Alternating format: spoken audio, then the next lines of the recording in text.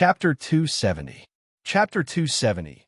Something happened. Lin Yi walked up to Meng Yao, lowering his head and putting his lips next to Meng Yao's ear. What are you doing? Meng Yao jumped in fright. Lin Yi's actions were a little ambiguous, especially when his breath was right beside her ear. It gave Meng Yao a weird feeling. Meng Yao subconsciously turned her head to the side, a little annoyed. Wasn't enough that the guy was messing with her best friend? Was he messing with her now? Faubert will be here soon. Don't panic if something happens to me, and Shu later, don't move. Just wait here for Faubert. Lin Yi didn't answer Meng Yao's question, instead quickly whispering into her ear. HM? Meng Yao blinked. She was just about to ask Lin Yi what was going on when Lin Yi stood up and smiled at her before walking to the edge of the bungee jumping platform with Yushu. Peng Zhan had told Lin Yi to wait and see, not wanting to fall out with Gubong so soon. There were still a lot of things in the company that hadn't been completed yet, and Gubong still had a lot of power in his hands. Falling out with him now would only make him more desperate. But Peng Zhan never would have guessed that these people were trying to kill Meng Yao. He wouldn't have let Lin Yi jump in if he'd known that it would be dangerous, even if he had to go all out with them. But Lin Yi didn't really mind. He wouldn't die even if he did, and Peng Zhan could use this as an excuse to reorganize the company. An accident at an amusement park wasn't a small thing. It was just an accident at best, but the amusement park was Gubong's business. Gubong wouldn't be able to escape the blame if something happened to the amusement park. We can start now, Lin Yi said to Ma. All right, I'll count to 3 and you guys jump. It's no big deal, just close your eyes at first. Ma said to Lin Yi and Yushu in a very professional manner. Lin Yi nodded. Bungee jumping, it wasn't exciting at all for him. Jumping off cliffs and into the sea was a common occurrence for Lin Yi, and he was used to it. Yushu, on the other hand, was a little scared. Lin Yi could feel the girl's breathing quickening, a layer of sweat forming on her face. 1, 2, 3, jump. Ma was worried that Yushu would go back on her words again, but he pushed her away, causing her to stumble and fall towards the cliff with Lin Yi. Lin Yi was trying to buy some time for Faubert to come, but he didn't expect Ma to be this impatient. He was such an eyesore, but did the person behind him want him dead that badly? Ma had only pushed Yushu a little, and Lin Yi could have easily stabilized his footing. But that would definitely cause a conflict with Ma, so Lin Yi decided to jump off. The amusement park was a public place, and Lin Yi couldn't just kill Ma, even if he were to turn against him. Turning against him would only make the person behind Ma desperate. Lin Yi didn't know the specifics of the mission, but Peng Zhan was his first employer, and he had to be responsible for his employer's plans. Oh! Yushu shrieked as her arms tightened around Lin Yi, forgetting that she had to spread her arms out when bungee jumping. Shu, you're hugging me to death. Lin Yi was hurting from Yushu's arms. Chill, bro, I'm so scared. Yushu yelled as she fell downwards, finally reaching the end of the rope.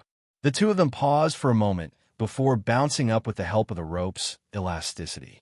It's okay. You can open your eyes now, Lin Yi said, thinking that Ma would definitely do something to the rope, and he and Yushu would fall into the sea. He wanted to find a place to land on the cliffside, but the cliffside was too slippery. They'd probably smoothed out the edges of the cliffside for the purpose of bungee jumping, in case the tourists got hurt. Meng Yao stared blankly at the empty bungee jumping platform. Lin Yi's words kept replaying in her head. Faubert will be here soon. Don't be nervous if something happens to me and Shu, and don't move. Just wait here for Faubert. Would something happen to him? Why did he say that something would happen to him and Shu? Did he know something? Was he just joking around to scare her? Meng Yao was starting to get frustrated when she heard a commotion from the nearby tourists. The rope broke. Something happened. The man and the woman fell into the sea. Meng Yao was just about to ask when she saw more and more tourists rushing towards them, surrounding the edge of the cliff.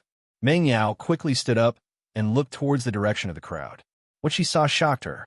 The rope that was tying Lin Yi and Shu had broken, and only half of it was left in the air. Lin Yi and Shu were nowhere to be found. All of a sudden, Meng Yao's head buzzed. She was dumbfounded. Did something happen to Lin Yi and Yushu? Just like that? Shu! Lin Yi! Meng Yao pushed her way through the crowd, yelling Yushu's and Lin Yi's names at the top of her lungs. Miss, are you a friend of the two who fell in? An old auntie looked at Meng Yao sympathetically. My condolences, miss. I heard that they didn't even show their heads when they fell in. Meng Yao felt like all her energy had been sucked out of her body after hearing the old auntie's words. She stared blankly at the rapid waves below. TSK, what's wrong with this theme park? Why is it so unsafe? They've been in there for so long, and there's no one to save them. Who's going to come here next time? Yeah, I just bought a ticket. It's lucky that they haven't started jumping yet. Who knows if I'd fallen too? The crowd was talking about Lin, Yi, and Yushu's bad luck, but no one was willing to jump into the sea to save them. It wasn't that people were too cold-blooded, but they might die before they could save them. Thinking back to what Lin, Yi said to her before he jumped, Meng Yao suddenly understood. Had Lin, Yi sensed the danger? Why else would he tell her not to worry if something happened to him and Shu? Chapter 271. To solve the problem easily, Lin, Yi, you bastard. Why did you jump when you knew you'd be in trouble? Are you stupid? Meng Yao didn't understand, but she wasn't stupid. It didn't take long for her to understand why Lin, Yi would say something like that. He must have noticed something, and the accident this time was targeted at her. If she'd jumped first, then she'd be the one in trouble. That puffy face. Meng Yao remembered the bungee jumper abruptly. She raised her head to look for him, but Ma was nowhere to be found. What made Meng Yao feel relieved was that Lenny must have had a reason for jumping, even though he'd sensed the danger. You should be fine. Meng Yao didn't understand why Lin Yi would do that, but she calmed herself down. Lin Yi had jumped in for her. This made Meng Yao very grateful. But why did he have to drag Shu along with him if he wanted to jump down? Her phone rang as she thought about the situation. She pulled it out subconsciously, looking at the caller ID disappointed. She'd hoped that it would be Lin, Yi, or Yushu, but it was Faubert instead. Hello, Faubert, Meng Yao said. Miss Chu, where are you? I'm bungee jumping here, and I heard that there was an accident here. Someone fell in. I'm glad that you're fine. Faubert said, relieved. He came to the bungee jumping area to see a lot of people gathered around the cliff, not sure what they were doing. He asked a random passerby and found out that a man and a woman had been bungee jumping when the rope snapped, and they fell into the sea. Faubert jumped in fright. Lin, he had called earlier to say that someone was after Meng Yao, and they were bungee jumping here. Something happened here, and Faubert couldn't help but think that the two people who fell in were Meng Yao and Lin Yi. Cold sweat started forming on his forehead, but Faubert calmed down a lot when he heard Meng Yao's voice. Faubert, Lin Yi and Shu are in trouble. They fell in. Meng Yao was feeling uneasy, but the calm look on Lin Yi's face gave her confidence in Lin Yi. She was sure that Lin Yi would be fine. Although Lin Yi looked like a cheeky guy, he was able to solve every crisis easily. For example, the robbery at the bank or the chandelier incident at the underground parking lot of Pingzhan Tower. He was always able to find and solve the crisis easily. So, since Lin Yi knew about the danger beforehand, he wouldn't take the risk knowing that it was dangerous. There was only one reason for him to do so, and that was because he had absolute confidence. What? Lin Yi and Shu fell in? Faubert was shocked, and his tone changed. Although he was worried that Meng Yao would be the one who fell in, he couldn't let it be Lin Yi and Shu. Faubert, where are you? There are a lot of people here, and I can't tell you in detail, but I think they're fine. Meng Yao had regained her usual calmness. As a rich girl, she wasn't just a materialistic person. With her brain and IQ, it was easy for her to figure out the crux of the problem. Lin Yi wasn't an idiot, and he wouldn't do anything rash. Lin Yi wasn't someone who liked to drag others into trouble, either. It could be seen from how he took a bullet for a girl he didn't know in the bank robbery case. So he brought Shu with him. He wouldn't drag Shu into this. She didn't know when it started, but Lin Yi had become omnipotent in Meng Yao's heart. It was an inexplicable sense of trust. Meng Yao didn't want to admit it, but the truth was the truth. I see you, Miss Chu. Faubert's voice came from behind Meng Yao, and he hung up. In front of the bungee jumping valley, Faubert's Bentley was parked. This car belonged to the chairman of Pengzhan Industries, and all the staff here recognized it. This car could be parked anywhere in the park. Li Fu fell into deep thought after listening to Meng Yao's narration. The tension he felt earlier had loosened up quite a bit. If what Meng Yao said was true, and Lin jumped down knowing that it was dangerous, then he was either an idiot or he was completely confident that he would be fine. Obviously, Lin wasn't an idiot. Even if Faubert had told Lin not to alert the enemy, there was no need for Lin to jump into danger. But Faubert couldn't understand why Lin would do something like that. He reported it to Peng Zhan as soon as possible. Peng Zhan was stunned when he received Faubert's message. Then, he started laughing. Meng Yao heard the laughter on the phone. She frowned and grabbed Faubert's phone, unhappy. Daddy, Shu and Lin are in trouble. Why are you laughing? I'm laughing. Of course I'm laughing.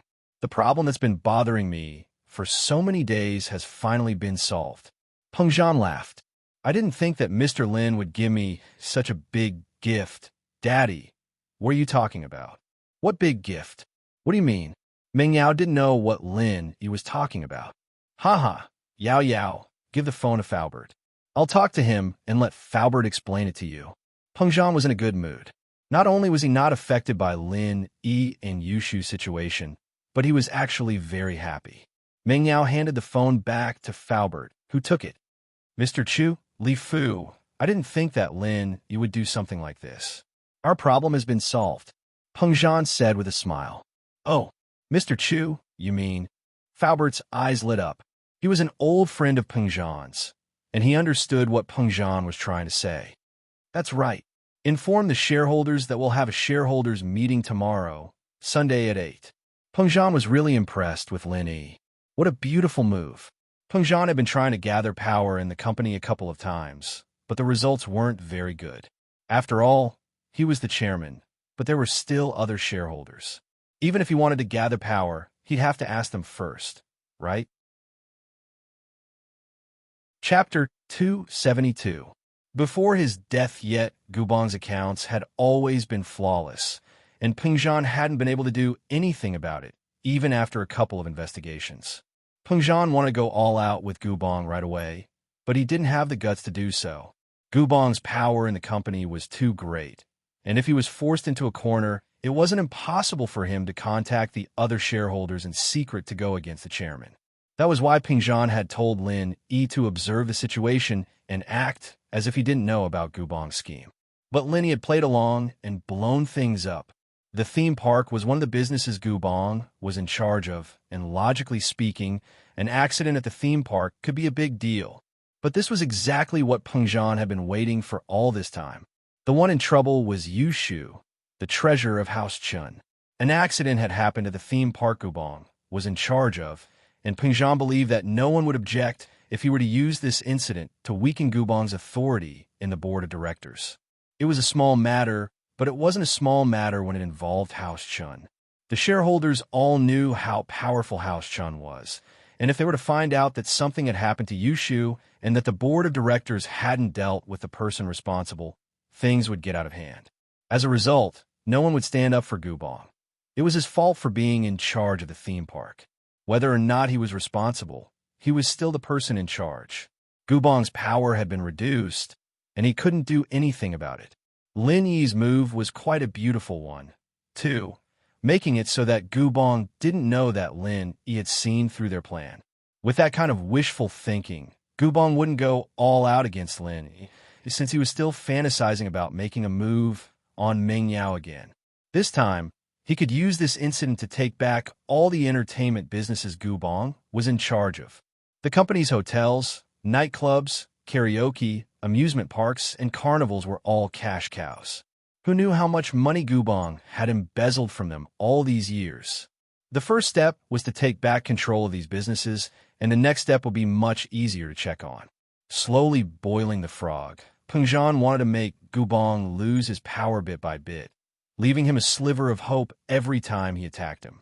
That was the only way to get rid of this scum without hurting the company's profits. Faubert explained Peng Zhan's intentions to Meng Yao, and while Meng Yao didn't know much about company politics, Faubert's explanation was very simple. Lin Yi had done his daddy a huge favor this time. Lin Yi, on the other hand, had no idea how excited Peng Zhan was. He just thought that it was just a random thought, thinking that the theme park incident might bring some benefits to Pengzhan. But he didn't know that Pengzhan had a plan in place. The rope snapped the second time, and Lin, Yi, and Yushu fell straight into the rushing water. Yushu finally dared to open her eyes. She wanted to experience the feeling of bungee jumping, only to see the rope snap and her head getting closer and closer to the water. Shield bro. Yushu didn't expect the rope to snap like this. Wouldn't it be over if they fell? Yushu's 18 years of life flashed through her mind like a movie as she watched herself plunge head first into the water. Was she going to die? Yushu felt the threat of death looming over her as she hugged Lin Yi tightly. Shield bro, I don't want to die. I haven't lived enough yet. I haven't been in a relationship. I haven't had a boyfriend. I haven't had a kiss. Lin Yi was speechless. There was no way she could die with him here. With a splash, the two fell into the seawater. Yushu was still yelling and didn't react in time, and the seawater went into her mouth. Glug, glug. Bubbles started coming out of her mouth. Lin Yi wanted to cover Yushu's mouth with his hand so that she'd stop moaning. She'd really choke to death if she did that. But Yushu's arms were wrapped around him like an octopus, and he couldn't move at all. In a moment of desperation, Lin Yi kissed Yushu fiercely, blocking her mouth to stop the seawater from pouring in. Yushu was still in a daze, so she didn't feel anything when the seawater poured in her mouth, but she did when Lin Yi kissed her. She opened her eyes wide, trying to look at Lin Yi, but she couldn't open her eyes in the water. Oh? Did this count as Shield Bro fulfilling her wish before she died? She just said that she'd never been in a relationship, that she didn't have a boyfriend, that she'd die without a kiss. And now, Shield Bro was kissing her. Yushu felt her cheeks heating up. Was Shield Bro her boyfriend? Probably, since they'd confessed to each other. Yushu comforted herself. If that was the case, then so be it. Dying together with Shield Bro wasn't something she'd lived in vain. Lin Yi wanted to break free from Yushu's arms, but the current was a little strong, and the two of them were tied together by the waist and feet. Yushu was hanging from his body as well, and Lin Yi couldn't swim at all. In just a short while, the seawater had washed the two of them far away. Lin Yi finally broke the surface with Yushu in his arms, and saw that there was no end in sight. Lin Yi moved his hands away from Yushu's mouth, and took a deep breath. Fortunately, Lin Yi could hold his breath underwater for a long time, or he'd be dead already. Yushu, on the other hand, had already fainted in his arms. Lin Yi reached for his shoe and pulled out a blade, cutting the rope around their ankles. Lin Yi didn't touch the rope around their waists, leaving Yushu tied to his body. It'd be safer for him to carry her. The blade in his shoe was Lin Yi's ace in the hole. He'd used it on two of Sihua's golden class masters earlier, and he didn't expect to use it again so soon. He put the blade back in his shoe, and Lin Yi narrowed his eyes as he looked at the sun in the sky, trying to figure out where he was. After a while, Lin Yi took a deep breath and swam to his left with Yushu. Swimming with another person was a very taxing task, but after practicing the art of dragon mastery, he didn't feel tired at all. He only needed to chant the incantation once, and his spirit would be refreshed again. Chapter 273. Shark? Kill the fish. What reassured Lin Yi, however, was the fact that the jade on him hadn't given him any warnings since the rope broke. In other words, there wasn't any danger at all. It seemed that he'd gotten rid of most of Sihua's practitioners as well. The two golden class masters were dead, and Sihua really couldn't send out any more. He'd sent someone like Ma, who tried to scare people with a trick like breaking a rope to kill him, or Meng Yao. Naturally, Lin Yi wouldn't let his guard down even if that was the case. Sihua had said that he wasn't alone, that he was just a representative in Songshan. He had a boss behind him. Finally, Lin Yi could see the coastline, but Lin Yi didn't know how far it was from Songshan. Lin Yi didn't have a GPS with him, so he could only estimate his position based on the direction of the sun. Lin Yi smiled bitterly, not expecting to be washed this far into the water. He wouldn't have been washed this far if Yushu hadn't choked on the water and he'd had to deal with her. Shark! Lin Yi narrowed his eyes. There was a shark closing in on him not too far away. Lin Yi frowned. Normally, Sharks wouldn't attack humans unless they were attacked or attracted by blood, since human flesh wasn't that tasty to sharks. Sharks would usually ignore humans if they weren't starving or stimulated by blood. Of course, this was only under normal situations. There were a few exceptions to the rule, such as sharks that swam around in shallow waters, waiting for an opportunity to attack. Lin couldn't tell if this shark had any intentions of attacking him yet, but Lin maintained his speed as he swam towards the shore. If the shark was full, then it wouldn't attack him. It would swim away from him. There was no point in waiting for Lin if it were to attack him. He'd deal with the situation as it came, and Lin didn't think much of shark. The dagger in his shoe appeared in Lin Yi's hand once more as he swam through the water. Unfortunately for him, the shark seemed to have made Lin its target. It swam towards Lin as if it had smelled its prey.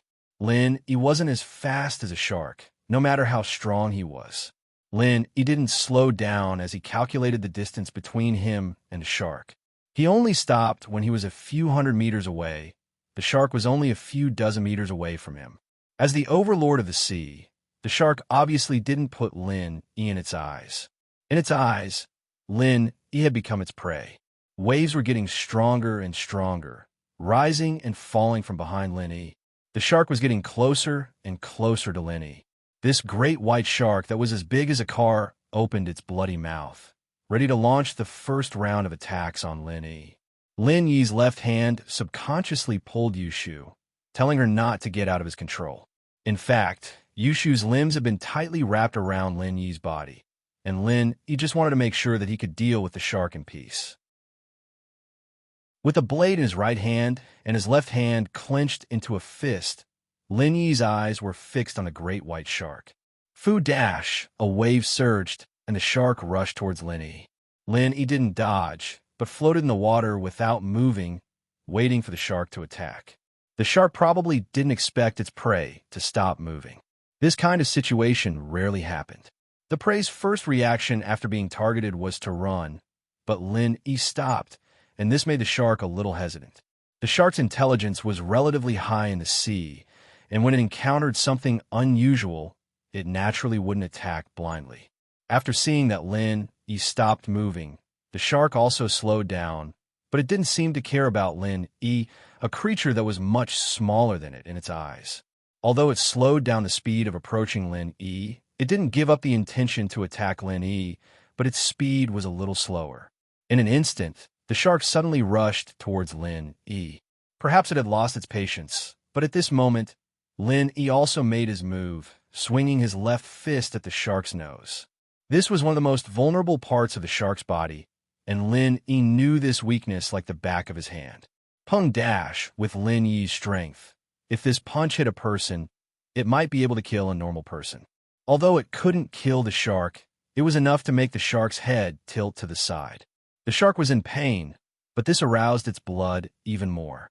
Its cheeks turned, and it opened its mouth to bite Lin Yi. But unfortunately, Lin Yi didn't give it this opportunity. He inserted a knife into the shark's gills, cut up and down a few times inside, and then quickly swam to the side.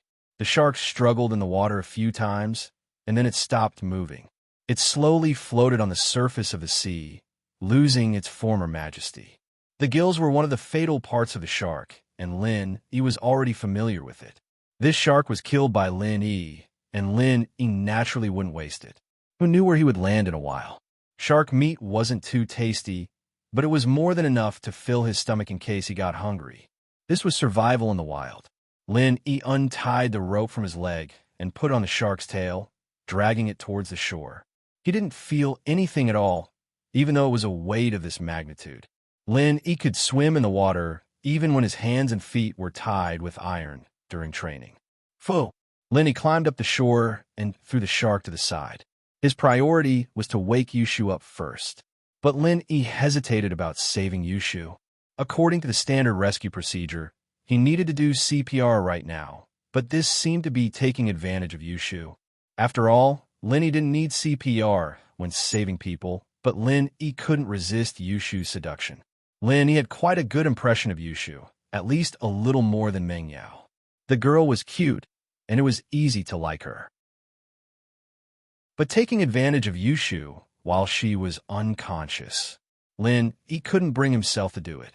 He didn't have a choice in the sea before, but there was another way now. Chapter 274. The feeling of happiness wasn't like he was forcing her, but Lin, he wanted Yushu to close her eyes and whisper to him in a cute voice. "Shield bro, kiss me." Just thinking about it made his blood boil. And so, Lin, he didn't want to take advantage of the situation. It was the same reason Lin, he wanted to see what was going on in Yushu and Mingyao's room, but he didn't do it. He placed Yushu on his thighs and pushed her down, massaging a few acupoints on her back. Even so, Yushu's soft body was enough to make Lin Yi's imagination run wild. Wah! Yushu spat out all the seawater she'd swallowed earlier under Lin Yi's massage. She started coughing as Lin Yi patted her back gently until her breathing returned to normal. "Shield bro, I'm not dead." Yushu raised her head, looking at Lin Yi, a little surprised. "Or are we dead? And this is heaven?" "You're not dead, but this isn't heaven," Lin Yi said, finding it funny. Yushu lying on top of him was very comfortable, but Lin Yi didn't want to take advantage of her. Yushu wasn't his girlfriend, after all. Lin Yi wouldn't hold back if it had been Tang Yen. "Oh, I'm not dead. So you're the one who saved me?" Yushu was very excited at Lin Yi's words as she climbed up from Lin Yi's body. She wanted to dance, but her body was too weak from all that torment. She stumbled and almost fell to the ground. Yushu cried out as she held on to Lin Yi. "Shield bro, are we really not dead?" "Nope, I'm here. How could you die that easily?" Lin Yi rolled his eyes. Wasn't it too easy to die? Lin Yi would have killed himself if falling into the sea could kill someone. I knew Shield bro's the best. Yushu felt that it was great to be alive. "Shield bro, did you kiss me earlier?"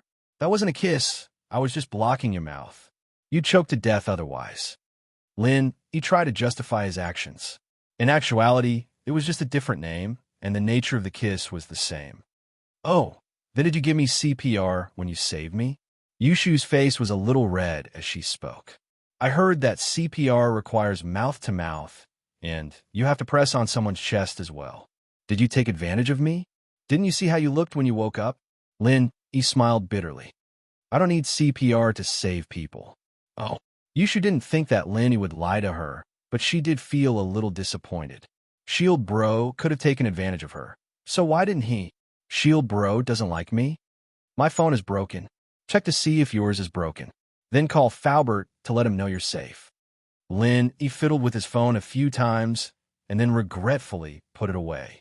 He could no longer turn it on. After being submerged in seawater for so long, most electronic products would be ruined. "Mine? I didn't bring my phone. I gave it to Yao Yao before I bungee jumped." Yushu said, "Who cares? It's fine as long as we're alive." "Shield bro, I'm a little hungry. Is there anything to eat?" Lin, he really didn't know what to say. He was starting to understand Ming Yao's pain a little. This bestie of hers was simply too supportive, and not just a little supportive.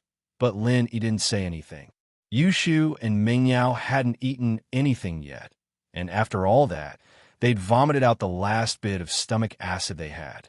How could they not be hungry? Yushu looked left and right, but regretfully realized that there was no one here. It was a barren land. This was a danger zone, and sharks often appeared here. It wasn't developed into a tourist spot, so it was normal for there to be no one here. But Yushu's eyes stopped at the shark on the beach. Shield bro, what's that?" "Dead fish." "Shark," Lin Yi said faintly. "Shark." Yushu shrank her head subconsciously. She wanted to go check it out, but she didn't dare. "Shield bro, there's a shark here?" "Yeah. It almost ate you." Lin Yi smiled. "But I killed it." "Shield bro, you killed a shark?" "Oh, really? You're so cool." Yushu didn't expect Lin Yi to drag her to the shore and kill a shark as well. He was so strong. "There's nothing to eat here, but there's a shark. If you want to eat it, I'll roast it."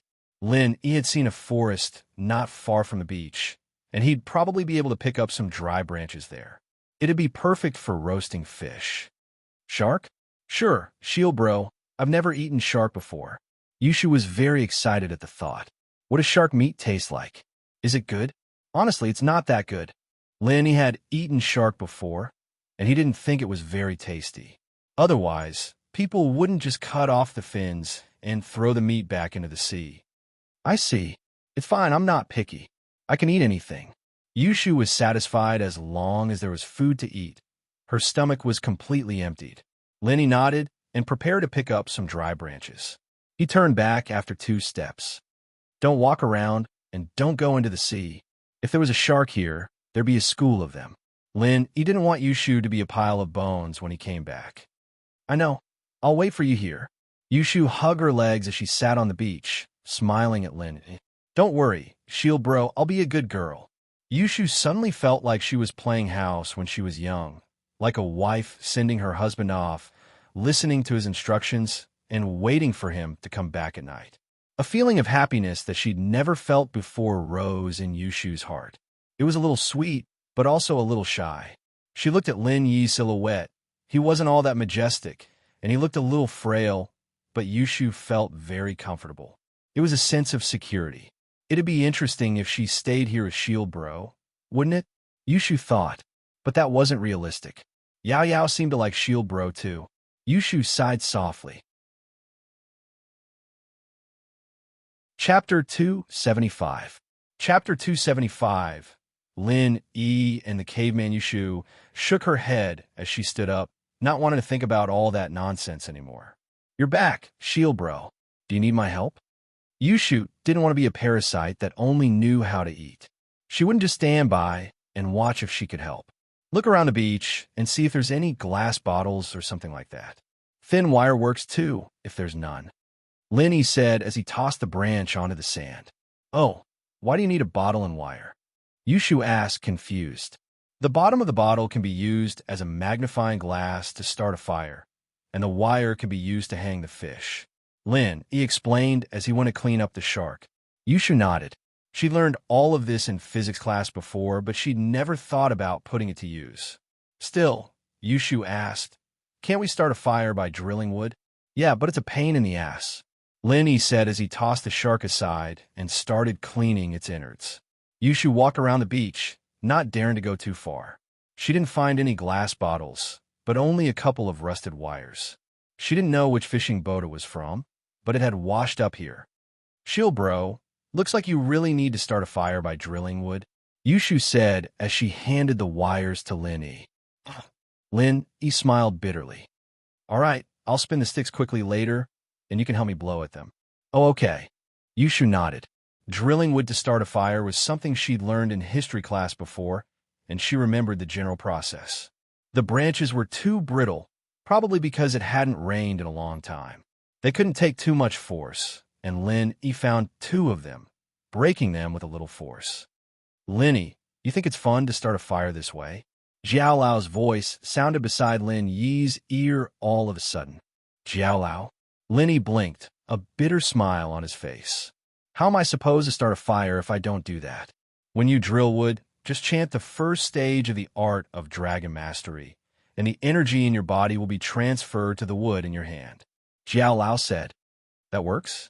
He was a little taken aback, not expecting that energy in his body could do something like that. I've already told you, as long as you're in contact with something that needs energy, you'll transfer the energy from your body to it. Elder Jiao explained. Ugh, I know that, but what I'm trying to say is you could do that. He was still in disbelief. Don't you know about the law of conservation of energy?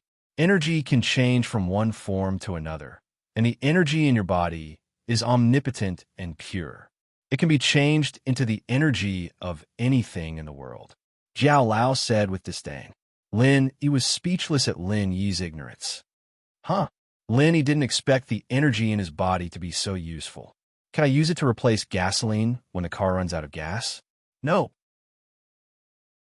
Jiao Lao poured a bucket of cold water on Lin Yi's head. The energy in your body can indeed be changed into the kinetic energy of the engine, but can't be changed into gasoline. If you have the ability to connect your hand to the engine while the car is moving, you might be able to do that. He was speechless. It seemed like he was thinking too much. Still, the information he had was enough to make him happy. According to what Jiao Lao said, Lin Yi channeled the art of dragon mastery and transferred the energy in his body to the wood through his hands. Fu. The branch in Lin Yi's hand caught fire all of a sudden, scaring Yushu, who was blowing at it. She almost burned her hair. Ah, that scared the hell out of me. Yushu quickly dodged to the side, patting her chest. Shield bro, that scared the hell out of me. How did the fire start all of a sudden? There's no warning at all. What kind of warning could there be? Lin Yi himself was shocked as well. This fast?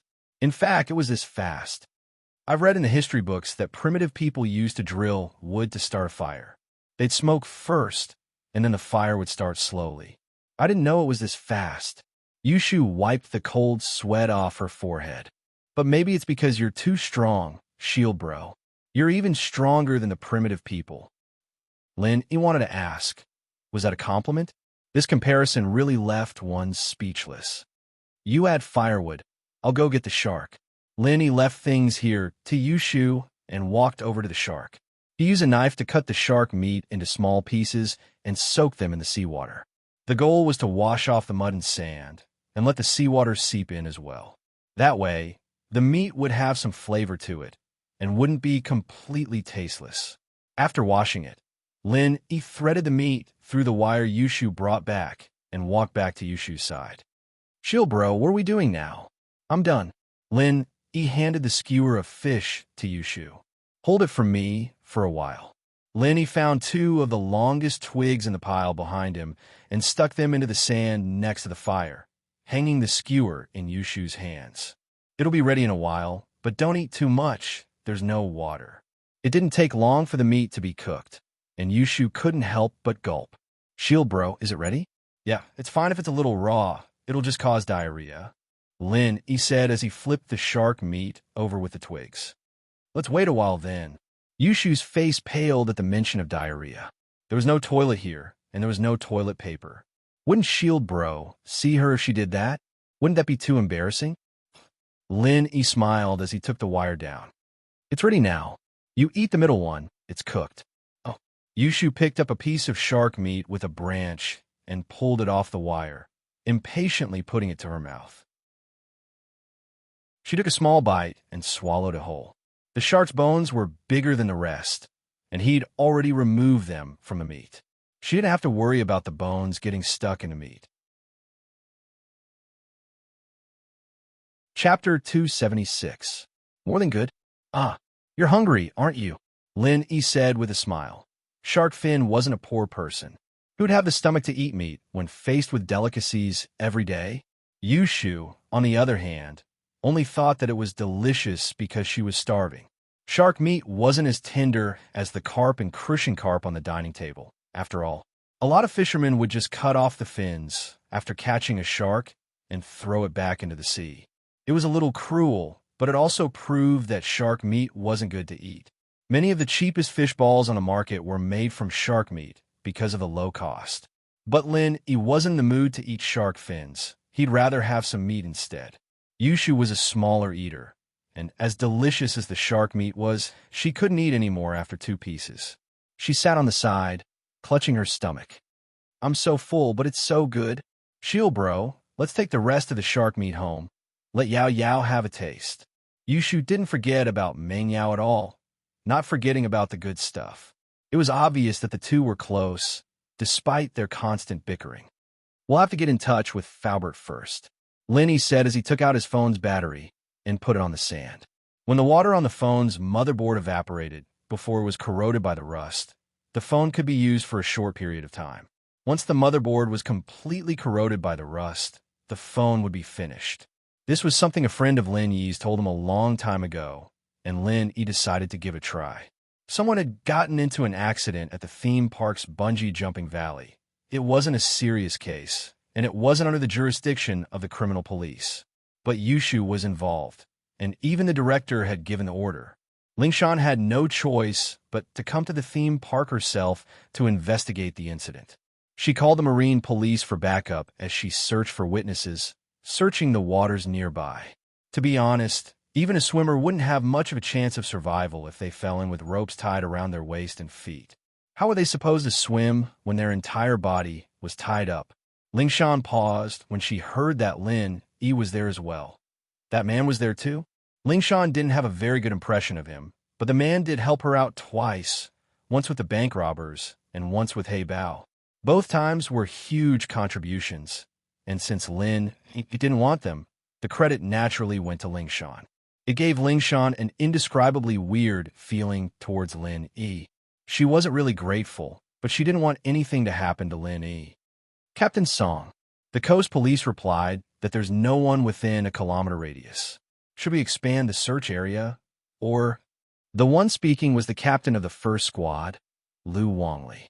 Ling Shan was the one who'd brought them here today. I'll ask for instructions. Ling Shan sighed. If there weren't two people within a kilometer radius, then either they'd been washed away or they'd sunk to the bottom of the sea. Expanding the search area probably wouldn't help anymore. It'd be pointless if they kept searching. Director Chin's phone was busy, and it seemed like he was under a lot of pressure as well. The person who'd fallen in was Yushu, House Chin's precious granddaughter. One could only imagine the consequences if she were to die like this. Ling Shan dialed Huaijuan's number. Huaijuan had been promoted to the vice director position and was in charge of the criminal and economic teams. Other than Director Chen, Huaijuan was Ling Shan's direct superior. What's wrong, Song? What's up? I'm having a meeting in the province. Huaijuan said after getting the call. HM, you're not at the police station? Ling Shan blinked, not expecting Huaijuan to be absent today. You still don't know about the theme park? What happened at the theme park? Huaijuan really didn't know what happened at the theme park. His phone was turned off during the meeting, and now that he was taking a break from the meeting, he turned it on to see if there were any urgent messages from his subordinates. Ling Shan called him not long after. Yushu and your friend Lin Yi were bungee jumping when the rope snapped, and the two fell into the sea. Ling Shan reported. I've contacted the Marine Police to help search a kilometer out, but they didn't find the two. The Marine Police asked if we should expand the search area, but I personally think that the two were tied together and fell into the sea. Even if they know how to swim, they're probably dead. The odds are against him. Huaijuan repeated the 4 words oddly, not knowing what to say. He found it hilarious and didn't know what to say. Huaijuan's heart skipped a beat when he heard Yushu's name. It wouldn't be a small matter if something happened to Yutian's sister. But when he heard that Yushu fell into the sea with Lin Yi, he calmed down. Even he wouldn't die in a situation like this, much less Lin Yi. With Lin Yi there, Yushu would be safe for sure. Ling Shan, on the other hand, was thinking too much. Yes, if we can't find them within a kilometer, then they're either washed away by the waves, or they've sunk to the bottom of the sea. Ling Shan said, no matter which one it is, there's no hope of survival. Song, you can call the Marine Police back. Huaijuan said, oh, you're saying that we're giving up on the search? Ling Shan was thinking the same thing, but this was related to Yushu, and it was quite a headache for her. She didn't have a good impression of Yushu's brother, but work and life were two different things. Give up? Who said we're giving up? Huaijuan smiled. But Captain Yang, didn't you tell the Marine Police to call them back? Ling Shan blinked. Calling them back doesn't mean we're giving up on the search. Huaijuan said. I didn't tell you to call them back, but Ling Shan didn't understand. How are we supposed to search if the Marine Police can't find them? Who told you to search in the sea? Get your people to look for a speedboat and search along the coastline. Maybe you'll find them. Huaijuan said as he pointed out a shortcut. Chapter 277. Still alive, you'll see. Huaijuan said with a smile. All right, Song, I'm at a meeting now, so my phone's off. I'll call you later. Oh, okay. Ling Shan didn't know what Huaijuan was talking about, but since he'd said so, she'd do as he said. She told the Marine Police to retreat and borrowed a speedboat from Wang Li's men to start searching along the coastline. Captain Song, we're searching here. The body shouldn't be floating here that fast, right? Wang Li didn't understand. It's Captain Yang's orders. Just keep your eyes open. Ling Shan didn't explain much, since she didn't quite understand what Huaijuan was suggesting. But Ling Shan respected Huaijuan the most in the police department. She'd follow his orders to the letter. Wang Li shut his mouth immediately upon hearing that it was the orders of the old captain and the current vice, Director Yang. He, like Ling Shan, admired Huaijuan from the bottom of his heart. There had to be a reason why Huaijuan wanted them to do this. Yushu sat on the beach, playing with the sand. She made a bunker out of the sand and dug a trap, having the time of her life. Lin Yi smiled as he looked at the playful Yushu. Only Yushu would be in the mood to play with sand at a time like this. Lin Yi picked it up after looking at the phone on the beach, plugged in the battery, and turned it on. As expected, the phone turned on. It seemed that his friend had a point after all. Lin Yi dialed Huaijuan's number, but the phone was turned off. After some hesitation, Lin Yi dialed Lingshan's number. Her phone rang, and Lingshan took it out. She thought it was Director Chun, but her eyes widened when she saw the name on the screen. What the hell? The caller ID on the phone was actually Lin Yi's name. Didn't he drown? Wang Li was a little surprised. He didn't know why Lingshan wasn't picking up the call. Captain Song, what's wrong? Oh, it's nothing. Lingshan came back to her senses and quickly answered the phone. She was a police. She didn't believe in ghosts or anything like that. Hello, Lin Yi. Lin Yi waited impatiently for a long time, cursing the tigress in his heart for not picking up his phone. Who knew how long his phone would last? Lingshan, get someone to look into my phone's signal and tell Faubert to come get me. I won't say anything else. I'll talk about it when I get back. Lin Yi said and hung up the phone. Lin Yi didn't know that Lingshan was searching for him as well. He thought that she would ask him all sorts of questions, but Lin Yi didn't even dare use his phone right now. Who knew if it would shut down if he talked too much? Lin Yi had a GPS app at his phone, but Lin Yi couldn't guarantee that his phone wouldn't crash after he pulled out. Who knew what would happen to a phone that had been soaked in water? He's not dead. Lingshan looked at her phone in disbelief. But Lin Yi did call, and he even asked her to look into his location.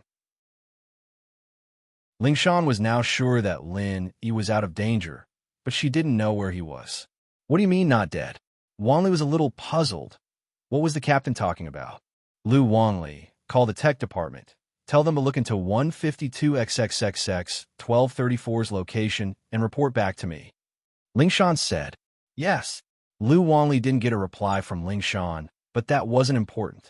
Since Lingshan had given him an order, naturally, he wouldn't dare delay and carry it out immediately. Soon, the coordinates of Lin Yi's phone were sent back to Lingshan, and she keyed in the coordinates into the GPS. She was surprised to find that it was on a coastline 2 kilometers behind her. Lin Yi really was on the coastline, and Huaijuan was right. Lingshan finally understood what Huaijuan was saying. Huaijuan was sure that Lin Yi wouldn't die, and that he would definitely swim to the coast. Lingshan frowned. It seemed like this Lin Yi kid did have some ability. Lingshan wasn't happy about it, but she had to admit it. Lin Yi seemed to be stronger than her, just a little. Of course, Lingshan wasn't going to lose in terms of skills. After getting Lin Yi's coordinates, Lingshan called Lin Yi back impatiently. Wanted to make sure that Yushu was fine. Lin Yi's phone rang twice, however, and was mysteriously hung up. Lingshan tried calling again, only to hear that the phone had been turned off. Lingshan was a little annoyed and helpless. Why didn't he pick up? However, she also knew that Lin Yi's phone might have run out of battery, or else he wouldn't have called her in such a hurry. He'd hung up after giving her a vague explanation. He was out of danger now, and he should have time to talk. Lingshan was pretty much right, but it wasn't that the phone was out of battery, but that it was completely broken. Lin Yi was just about to pick up when he realized that the phone was dead, and he couldn't turn it off even if he wanted to turn it off. He could only remove the battery, but it couldn't be turned back on.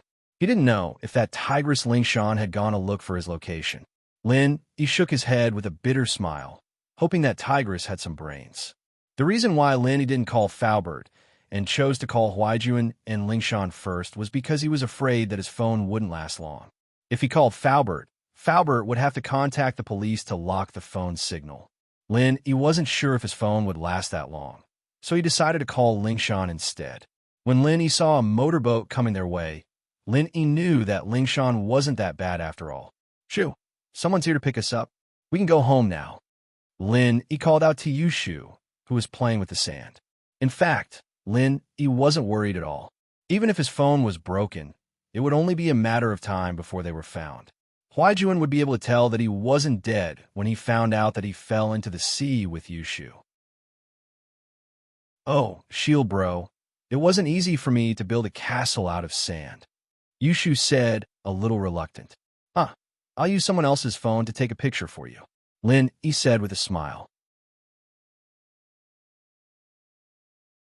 Chapter 278. Shield Bro is Mighty Lingshan had wanted to say a few words of consolation. She wasn't on good terms with Yushu's brother, but that was a personal thing. She couldn't mix it with work. Yushu was a victim, after all, and it made sense to comfort her after being rescued by the police. Lingshan swallowed the words she was about to say when she saw the castles piled up on the beach. She didn't need any consolation after having so much fun. What Yushu said next, however, made her even more speechless. Lingshan sis, you're so fast. I haven't even finished building my castle yet, Yushu said as she walked over reluctantly as she looked at her masterpiece. Lingshan wanted to yell at her, but she held it in. She knew that Yushu was doing this on purpose just by looking at those little eyes of hers. This girl had never liked her since she was young. Wasn't it because she'd rejected her brother's advances? Couldn't she just reject him if she didn't like him? Lingshan felt a headache coming on. Little girls were really hard to read. She didn't have to look for her brother for a boyfriend, did she? Plus, it was a fact that she couldn't beat her in a fight. So why would she look for a guy weaker than her? Was she supposed to protect him? Or was he supposed to protect her in the future? Give me your phone. Lingshan was just getting annoyed when Lin Yi asked for her phone. HM? What for? Lingshan paused, but still handed the phone over to Lin Yi. She tried calling him earlier, but his phone was turned off. She subconsciously assumed that his phone was out of battery, and she was borrowing it to make a call. But he didn't make a call after taking the phone. Instead, he turned on the camera function and started taking pictures of Yushu's sandcastle. Left, right, all angles, he didn't miss anything. Wow, Shield Bro, you're so nice. I can keep this as a souvenir, Yushu said excitedly as she ran over to the castle. Shield Bro, take a picture with us. You, why are you taking pictures of this? Lingshan wasn't expecting Lin Yi to use her phone for something like this. She was furious. Lin Yi, do you have nothing better to do? Send the pictures to me when you get back, or send it to my mailbox. Lin Yi didn't answer her question as he handed the phone back to her. No time. Lingshan was about to explode. Taking pictures of Yushu with her phone was one thing, but taking pictures of a bunch of castles? If she cooperated with him and sent the photo over, what would happen to her? Lingshan had always had a strong image in the courtyard, acting like a proud princess no matter who she was facing. Yushu never got along with her because of Yutian, so why would Lingshan send her a photo? If he did, what would his face be? No time, right? All right, next time you come looking for me, you'll have to think about whether or not I have the time. Lin Yi shrugged nonchalantly, turning around to leave. Lingshan gritted her teeth and stomped her feet on the sand, spitting out 2 words. I'll be rich. Huh. Lin Yi smiled. He knew this tigress would give in. Yushu, on the other hand, had her eyes wide open as she looked at Lin Yi and Lingshan in disbelief. Yushu had asked Lin Yi to take a photo with the sandcastle just to piss off Lingshan. As far as she was concerned, with Lingshan's temper, there was no way she'd send the photo to her. Even if Yushu were to ask about it, Lingshan would only say that she'd accidentally deleted it. So when Lin Yi asked Lingshan to send the photo, Lingshan saying no time was within Yushu's expectations. Yushu didn't think that there was anything wrong with it. Lin Yi had used Lingshan's phone to take a photo of her and the sandcastle, and that was already very impressive. Who would dare use her phone to do something so senseless? Even his big brother, Yuqian, wouldn't dare do something like that. From a certain point of view, Shield Bro was very powerful. He took Lingshan's phone and took some senseless pictures, and Lingshan didn't beat him up, only saying that she didn't have time was already giving him a lot of face. Just when Yushu was about to praise Shield Bro for being so powerful, something unexpected happened. Lingshan actually agreed to send the photo, all because of one sentence for Shield Bro. Shield Bro, you're too amazing. Yushu really wanted to hug and kiss Lin Yi. All the pent-up anger she'd been suppressing for so many years was finally vented. She thought that no man could handle Lingshan, but Shield Bro did it so easily. The rumors about Ling Shan doing that thing to Lin Yi in the hospital could be true. Yes, it seemed very possible now. Why else would Ling Shan be so obedient? Geez, bro, looks like you'll have to give up, but it doesn't seem like you can handle her. Might as well give her to Shield Bro. Yes, if Uncle Chu really is looking for a son-in-law, then Yao Yao will be Shield Bro's main wife, and I'll be Shield Bro's second wife, and Ling Shan can only be a maid. Ling Shan was so angry that she almost turned into a frog. Of course, she knew what Yushu was happy about, but there was nothing she could do about it. Ling Shan didn't dare offend Lin Yi too much. She couldn't guarantee that she wouldn't ask him for help if she had any problems in the future. Thinking about it, she could only endure it. Hey, Tigress, come help move the shark, Lin Yi said casually. Tigress? Tigress? Ling Shan thought that her ears were messed up. Someone actually dared to call her Tigress? Why? Yushu froze as well. That Shield Bro was a little too much. Lu Wangli stood at the side, wanting to laugh but not daring to. He gave Lin Yi a thumbs up in his heart, wondering what was the relationship between Lin Yi and Captain Song. Not only did he take Captain Song's phone and take a bunch of random sandcastles, he even dared to call Captain Song Tigress. Linny, what did you call me? Ling Shan grabbed at Lin Yi, no longer able to hold back her anger. She just wanted to teach him a lesson. This guy was too much. Did he really think that she wouldn't be able to solve the case without him just because he had some skills? She was the champion fighter in the police station. How could she let Lin Yi bully her? Captain Song, don't do anything rash. Lu Wangli jumped when he saw that Ling Shan was about to hit Lin Yi. He knew how strong Ling Shan was. Even highly trained officers in the Songshan police station were rarely her match, let alone normal people. Chapter 279. Ling Shan, stop messing around as a result. Lu Wangli was a little scared seeing Ling Shan about to make a move on Lin Yi. Lin Yi and Yushu were drowning people, and not only was he not going to comfort them, he was going to make a move on them. Wouldn't he be in big trouble if his superiors found out? Ling Shan was really pissed off. No one had ever called her a tiger girl in her entire life, and now Lin Yi was calling her a tiger a couple of times. How could she not be angry? She didn't care about the consequences, and threw a punch at Lin Yi's back. A normal person would have been knocked out cold by that punch. Lin Yi smiled, not dodging. Girls had a little temper, after all, and Lin Yi was a man who didn't fight with women. He let her have it, since Lin Yi really did call her a bad nickname. Lin Yi was actually just thinking about it, and he didn't know why he just blurted it out. Bang! Ling Shan's punch landed on Lin Yi's back. Lu Wangli closed his eyes. The guy was probably done for. But then, something unbelievable happened. Lin Yi turned around with a smile. All right, Ling Shan, stop messing around. Help me move the shark. Ling Shan. Lin Yi called her Ling Shan. Ling Shan was a little dumbfounded. A man calling her that intimately. If it were the old Ling Shan, she would have exploded a long time ago. But now, she really didn't know what to do. Ling Shan knew very well how much strength she'd put into that punch, and she was regretting it a little. Even if Lin Yi was a golden class, getting punched by her would have been quite painful. But Ling Shan's punch felt like she'd punched cotton. It was soft, and she didn't feel anything at all. As for Lin Yi, he didn't seem to feel the force of the punch at all. He even told himself to stop fooling around. Ling Shan, however, knew that the punch was real. She just didn't know how Lin Yi had neutralized it.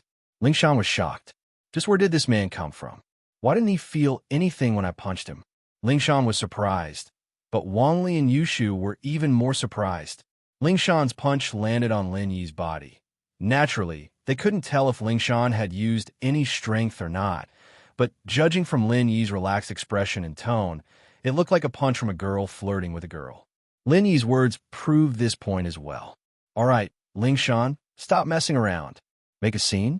That meant that Ling Shan's punch was really just a joke.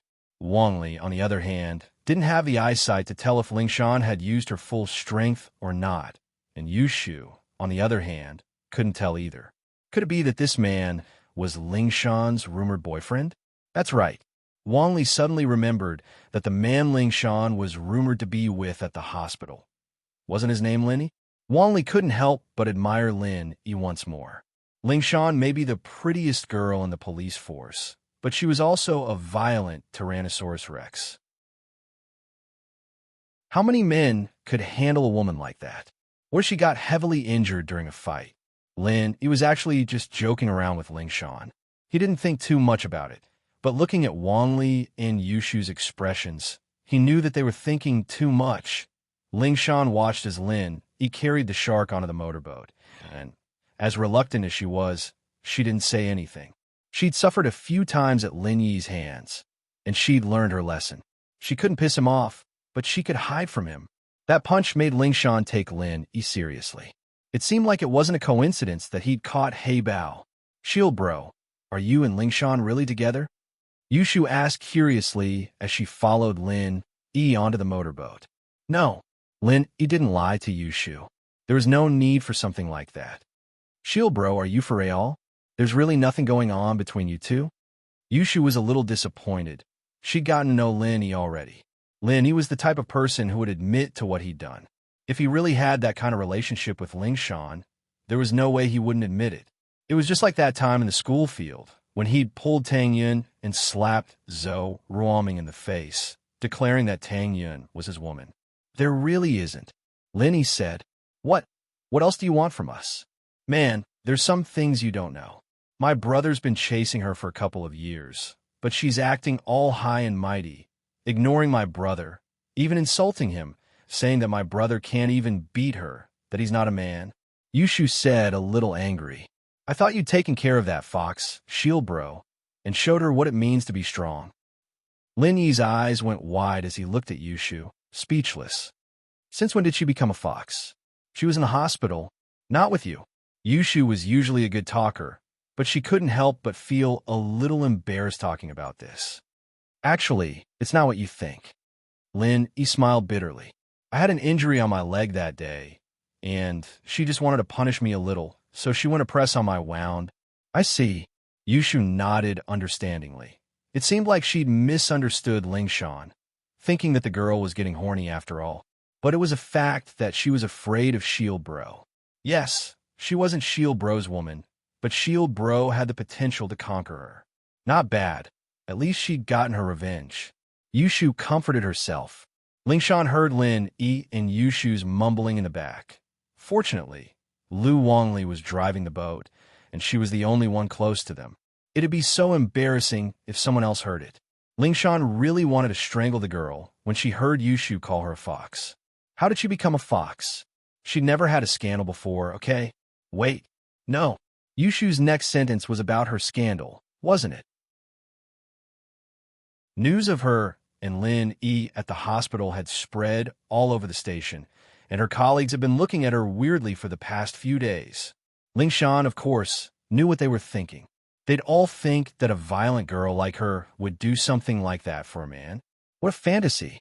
She was just about to turn around and explain to Lin Yi before he ruined her reputation when Lin Yi told Yushu everything about their relationship.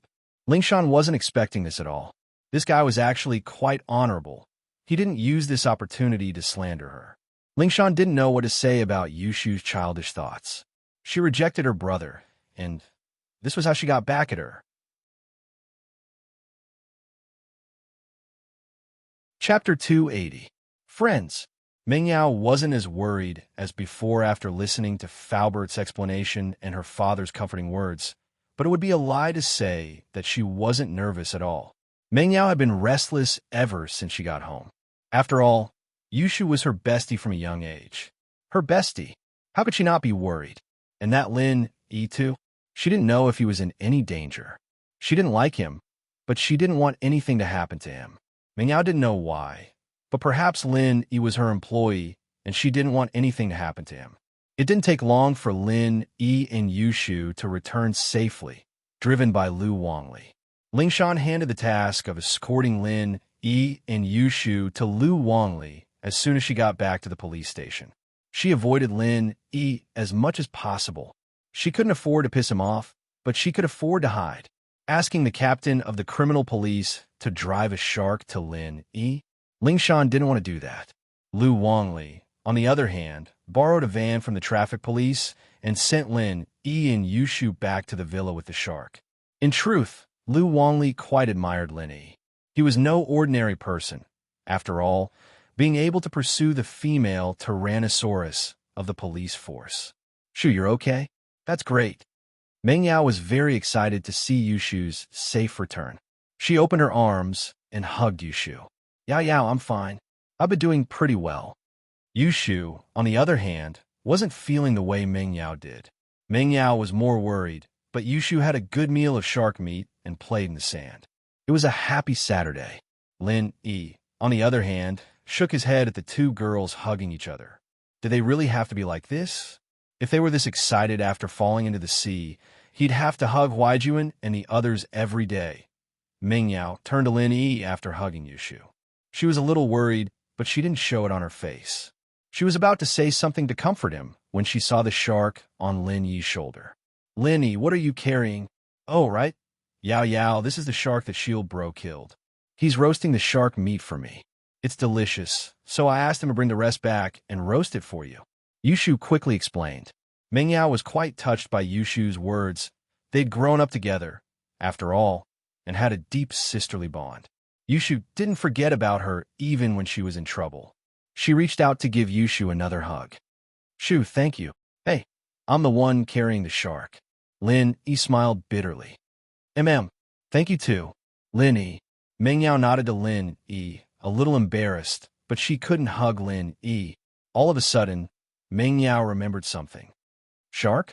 Shu, did you say that Lin Yi is carrying a shark? Yeah. Yushu nodded.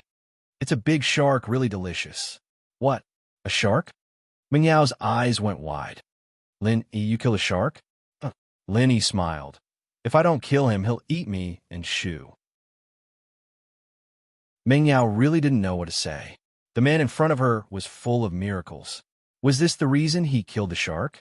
So many people have been eaten by sharks. Why didn't they go and kill the sharks? Lin Yi said it casually, but Meng Yao could imagine how dangerous the situation was. In actuality, Meng Yao had guessed wrongly this time. Lin Yi had killed the shark with ease. Thank you for protecting Shu. Meng Yao nodded to Lin Yi. Since Lin Yi said so, Meng Yao didn't say anything else. She's my friend. You don't have to thank me. Lin Yi shook his head. Meng Yao's heart suddenly felt empty after hearing Lin Yi's words. Lin Yi protected her because she was his employer. Meng Yao wanted to thank Lin Yi for protecting Yushu because Lin Yi's job was only to protect her, not Yushu. However, Lin Yi's simple words made it clear that he wasn't protecting Yushu because of his relationship with her, but because they were friends. He and Yushu were friends, but she. Meng Yao felt a little down at the thought. What about me? I wouldn't have saved Jiangwen today if it wasn't for you. I hate that guy. Lin Yi smiled. He didn't expect Meng Yao to be so considerate. Meng Yao remembered that when she begged Lin Yi today, Lin Yi wasn't too willing. But she said it was a personal request, and Lin Yi helped. Yes, personal request. Naturally, they were friends. Unconsciously, Meng Yao started to care about this man she hated so much. In the villa, Meng Yao held Yushu's hand as they sat on the sofa, chatting. She had wanted to comfort Yushu, thinking that Yushu must have been pretty scared after falling into the sea, but Meng Yao had miscalculated. Yushu wasn't scared at all. Instead, she started telling her how to build a sand castle on the beach, how to start a fire with wood, how to roast shark meat. It was no different from a vacation in the wild. Meng Yao was envious. She even wondered why she wasn't the one who fell into the sea. If she knew that Lin Yi was this capable, she wouldn't have been afraid of anything. She'd just jump with him, and she'd be able to eat and drink. Man, but Yao, I have some bad news to tell you. Yushu suddenly remembered Ling Shan's situation. Bad news? What bad news? Meng Yao was immersed in Yushu's picturesque scene. She was playing with the sand on the beach under the sun, and the smell of roast shark meat wafted from the fire. What a relaxing picnic. Ling Shan isn't Shield Bro's woman. Shield Bro has nothing to do with her. Yushu was a little disappointed. I wanted her to be a servant girl and step on her a little, but she's still not Lin Yi's woman. If she isn't, then she isn't. But what does that have to do with being a servant girl? Meng Yao was thinking that it wasn't good news. How could this be bad news? The most annoying thing was that he was messing around outside. Chapter 281. Chapter 281. The Fish's Belly Dam. Meng Yao looked at Yushu oddly. You like Shield, bro, so you like him. Why do you have to drag me into it? Meng Yao finally understood what was going on with this big girl, but why did her best friend always drag her into it? Not at all. Yao Yao. Didn't we agree that I'd marry whoever you marry, that we'd never be apart? Yushu said with a straight face. Oh, then what if I don't marry Lin Yi and I marry Zhong Pingliang? Would you marry him too? Meng Yao said as she looked at Yushu. She knew her best friend, didn't she? They'd grown up together, eating and living together every day. Who wouldn't know each other? Yushu froze, not expecting a question like that from Meng Yao. She blushed, not knowing what to say. Why aren't you talking? Meng Yao glared at Yushu. Do you not want to be apart from me? Or do you want to marry Lin Yi? Yao Yao. Yushu started swinging Meng Yao's arm. Of course I don't want to be apart from you. Oomph. Meng Yao humphed as she looked at Yushu. Yushu blushed, feeling a little guilty. All right. You should at least marry someone you like. That Zhong Pingliang's too annoying. Tell me the truth. So you like Lin Yi? Meng Yao asked. Nah, I just think he's okay. I don't hate him. Yushu explained. Little liar. Meng Yao poked Yushu's forehead. Don't worry, I won't marry him. You can marry him yourself if you want. Oh. Yushu didn't really care. She felt that Yao Yao never meant what she said. Lin Yi was cleaning up the shark in the kitchen. Shark meat wasn't very tasty, and Meng Yao would probably think it was just so after tasting it. But since she'd already gotten it back, Meng Yao wouldn't give up until she tried it. He'd only cleaned up a bit on the beach, slicing off a few pieces of meat from the shark's tail. It was enough for him and Yushu.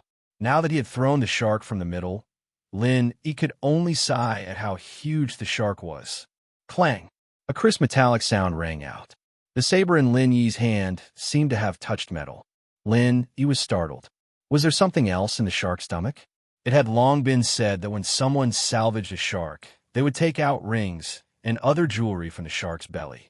Many of them were eaten together with the shark when it was eating people. However, the rings could not be digested, so they remained in the fish's belly. Could it be that he had also won a prize? Lin Yi quickly threw the shark away and took out the foreign object in the shark's belly. But it was obvious that it was not a ring, nor was it some jewelry. This was because the size of the foreign object was very big. Not only was it very big, but it was shockingly big. When Lin Yi took it out, he couldn't help but be shocked. It was a small device that looked like something that controlled a motor, and there was a big airbag behind it. It seemed to be a remote control device similar to a balancer, but it was covered in rust. From the degree of corrosion, it should have been there for a long time. This was a shark that had been trained and modified by someone. If Lin Yi's guess was right, this balancer-like device should be able to control the direction and speed of the shark, and the airbag should be able to control the height of the shark in the water. No wonder he didn't feel much of a burden when he was swimming with Yushu and dragging a shark behind him.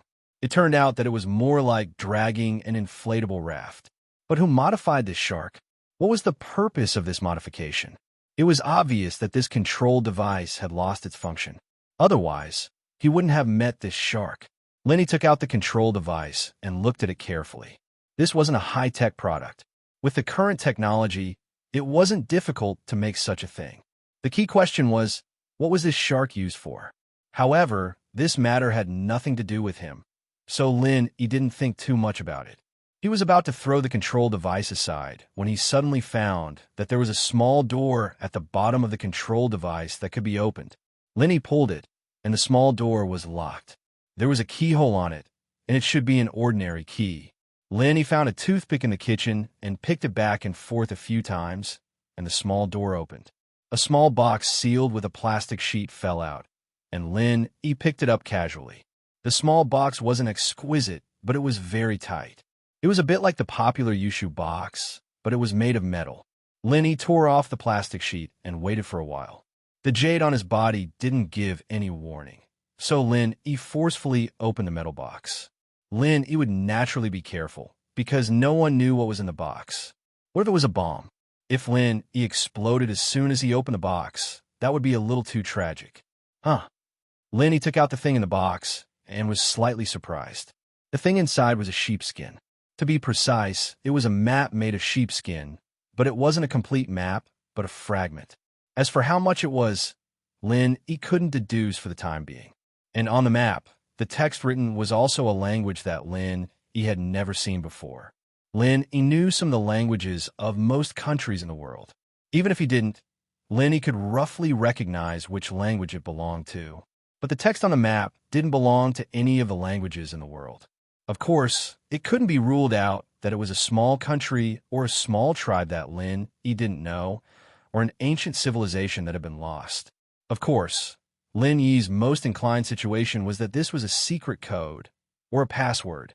Only those who knew the decryption rules could read the meaning on it. At this moment, Lin Yi probably understood that this shark was regarded as an intelligence or a transmission tool for this blueprint. It was just that there was an accident on the way, and this shark lost control. It didn't complete this mission, so both the controller and the map were left in its belly. In a vast sea, it was probably difficult to find such a shark again. It was just that Lin Yi happened to encounter it. Chapter 282. Board of Directors Shu. Is this the delicious shark meat you were talking about? Meng Yao said as she chewed on the fish. Wasn't even as tasty as a regular carp. Meng Yao didn't want to say no to Yushu's expectant face, especially after all the work Lin Yi had done for the entire afternoon.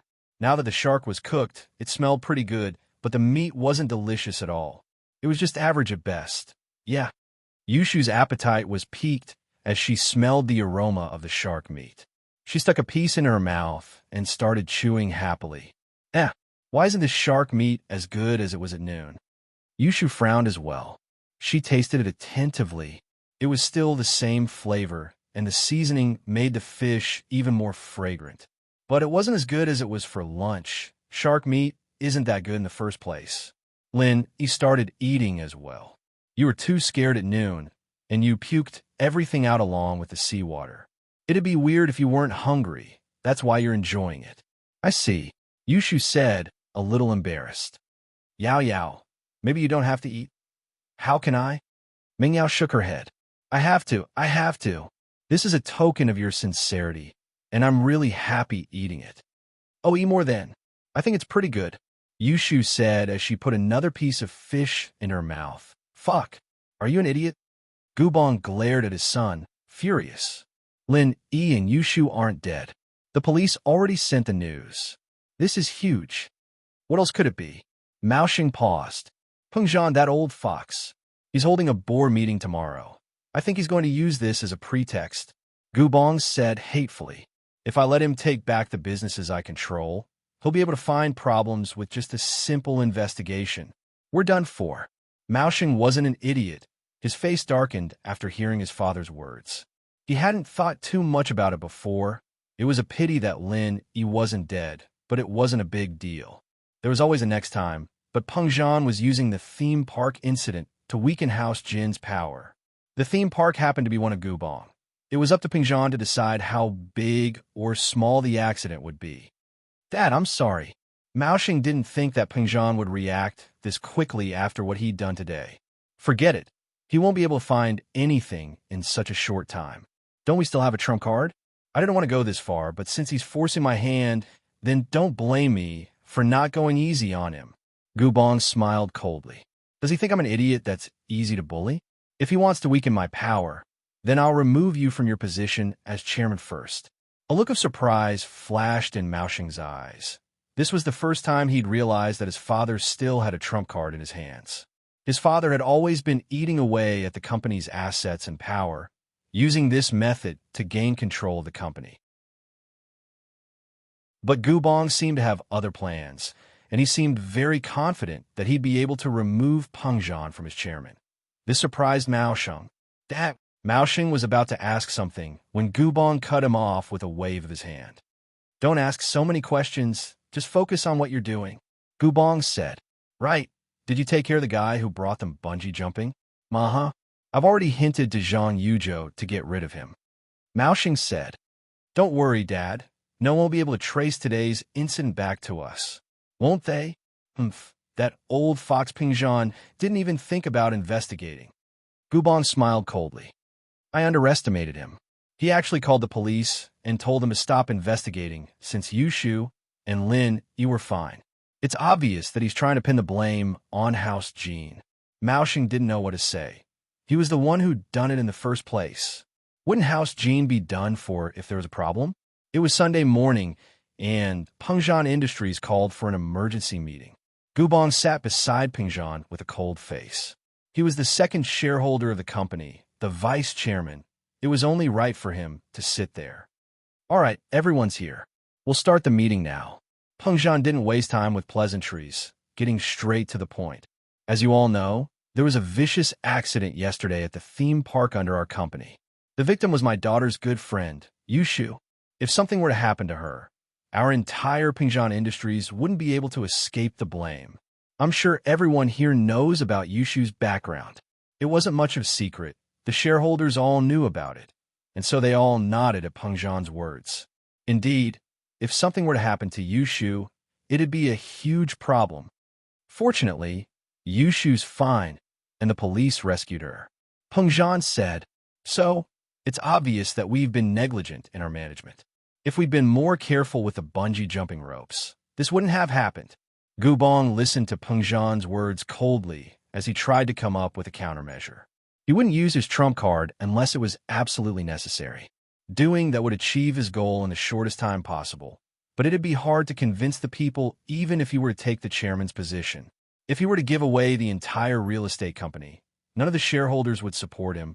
He couldn't just do things his way. He needed to slowly gather his power and merge it all together. I don't want to look into anyone's responsibility. The theme park may be managed by Vice Chairman Jean, but I don't think you'd want something like this to happen. Would you, Vice Chairman Jean? Pengzhan asked. Of course. No one would want an accident like this to happen. Gubong replied faintly. He was smiling coldly inwardly, not looking into anyone's responsibility. His intentions weren't in the bar.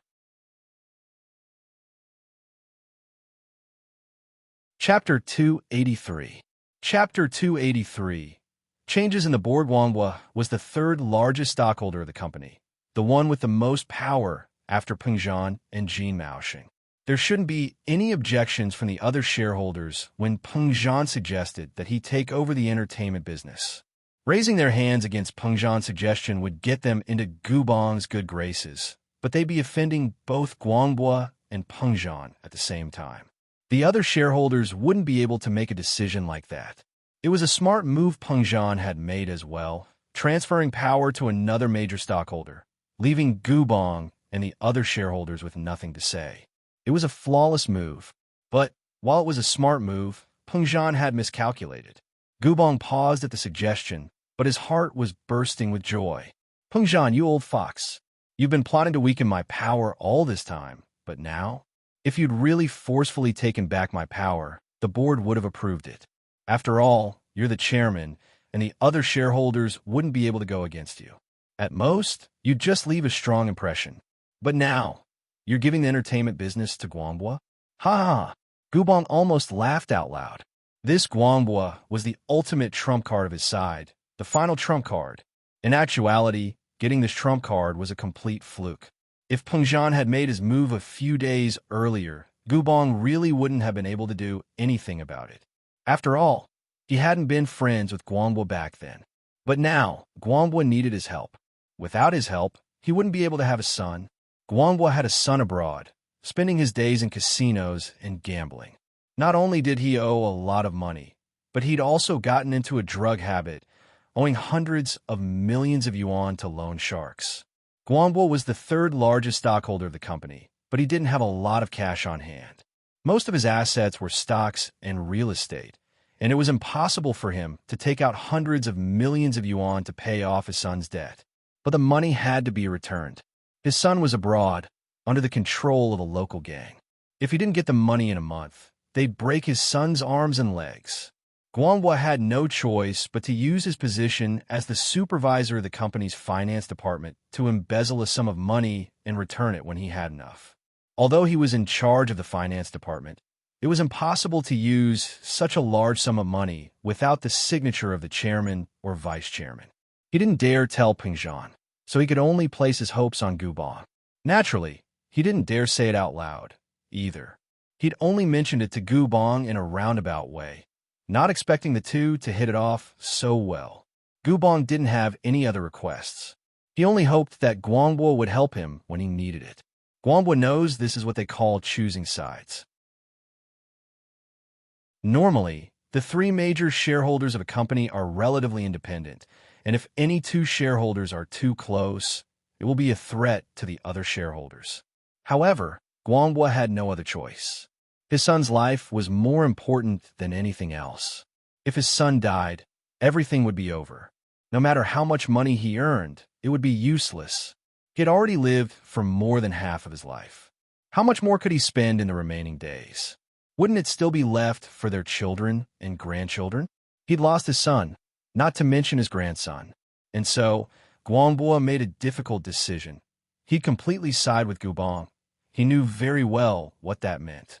Gubong's request was a clear signal to Guanghua that he was ready to fight for power with Peng Zhan. Guanghua didn't expect that Peng Zhan would make things difficult for Gubong so soon, and that he'd be the one to benefit from it. Guanghua wouldn't have rejected something like this in the past, but he didn't dare accept it now. He'd already formed an alliance with Gubong. He had to consider Gubong's interests at all times. He raised his head to look at Gubong. Gubong was looking back at him, and he nodded subtly to show that he understood. Gubong's smile deepened as he continued Peng Zhan's words. Haha, Chairman Chu's words do make sense, but I won't say anything since this concerns me. Peng Zhan paused after listening to Gubong. He thought that Gubong would be the first to jump out and object, but he'd chosen to remain silent and give up. Then this attitude was a little ambiguous. Could it be that Gubong didn't have anything on the entertainment side and wasn't afraid of Peng Zhan catching him? Peng Zhan frowned. Something must have gone wrong in the board meeting. But he couldn't figure out what the problem was, either. Since Gubong didn't object, the other board members naturally didn't object to Peng Zhan's suggestion. No one would want to offend Peng Zhan if you didn't object to it yourself. And so, without a doubt, the board of directors approved Peng Zhan's suggestion to lighten Gubong's burden. Haha, since there's no objection, then we'll leave the entertainment side of the company to Chairman Xie. Peng Zhan wasn't expecting the board meeting to go so well. It was a little odd, but weakening Gubong's power was still a good thing. Chairman Chu, as the person involved, shouldn't I make a suggestion? Guanghua spoke up faintly. Oh, Peng Zhan paused, his heart skipping a beat. What do you want to say, Chairman Xie? Haha, I don't think there's a need to hand over the entertainment side of things to me, is there? Guanghua said calmly. We can't completely deny Chairman Jin's achievements and abilities just because of a small incident. The entertainment side of the company still has tens of millions of profits under Chairman Jin's management. I can't say that I'm as good at management as Chairman Jin, so I don't recommend handing over the entertainment side of Chairman Jin's management to me. I'm sorry, Chairman, but my abilities are limited. I refuse. Peng Zhan's pupil shrunk as he stared at Guanghua. Since when did this guy get involved with Jin Gubong? Why were they on the same side? Guanghua was speaking up for Gubong.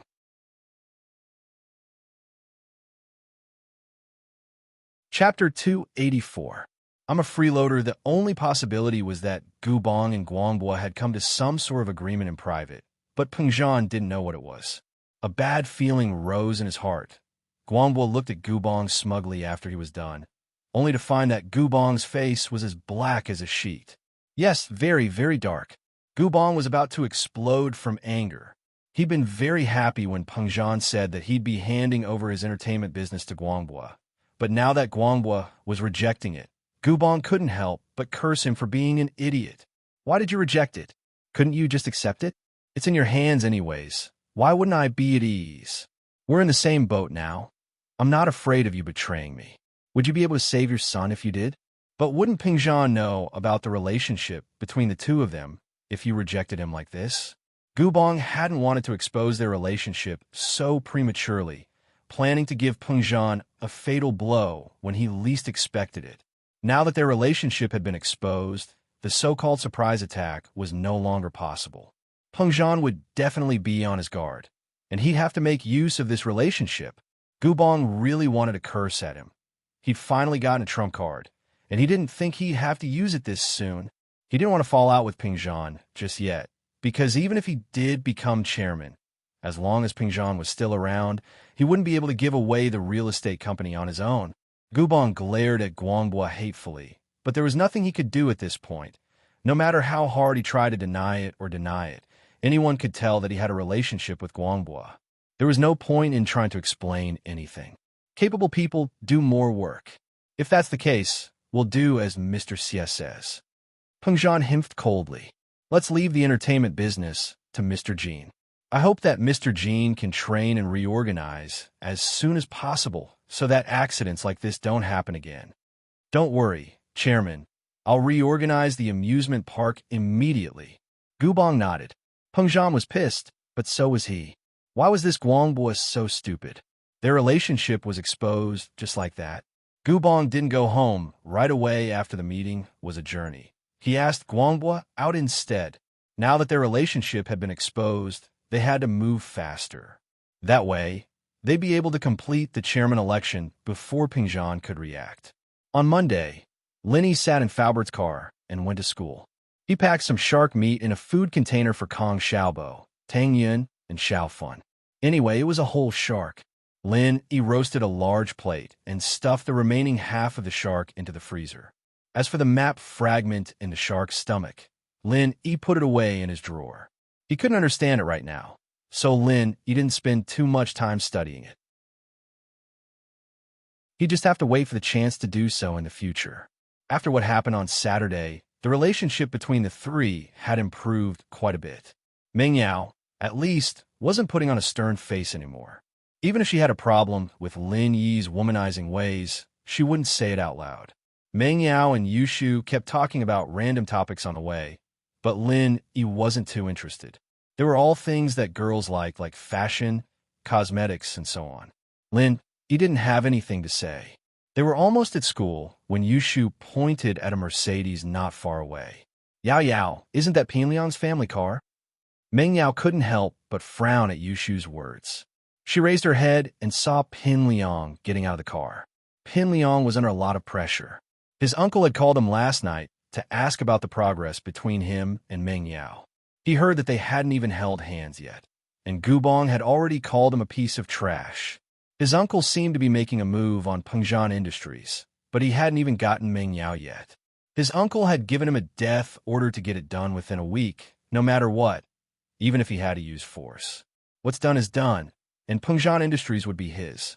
Gubong actually didn't want Pinliang and Meng Yao to be together. Peng Zhan only had one daughter, and his family business would definitely be given to Meng Yao in the future. In other words, Pinliang would be in Pinliang's hands. But Fabai wasn't someone who would willingly submit to someone else. Although Pinliang and Meng Yao being together would temporarily alleviate the pressure of him removing Peng Zhan from his position as the new chairman, it was only temporary. Once Fabai gained power, he might use Peng Zhan's shares to bite back at him. But he had no other choice. Since his relationship with Guangbua had been exposed, he had to seize the opportunity to take control of the company. As long as Pinliang could handle Meng Yao and Peng Zhan, he would have time to take control of the company. Pinliang got out of the car and turned around to see Meng Yao's Bentley behind him. He was just worried that he wouldn't have a chance to interact with Meng Yao. He ran over immediately when he saw Meng Yao's car, waiting for Meng Yao to get out. Yao Yao sis, he's here.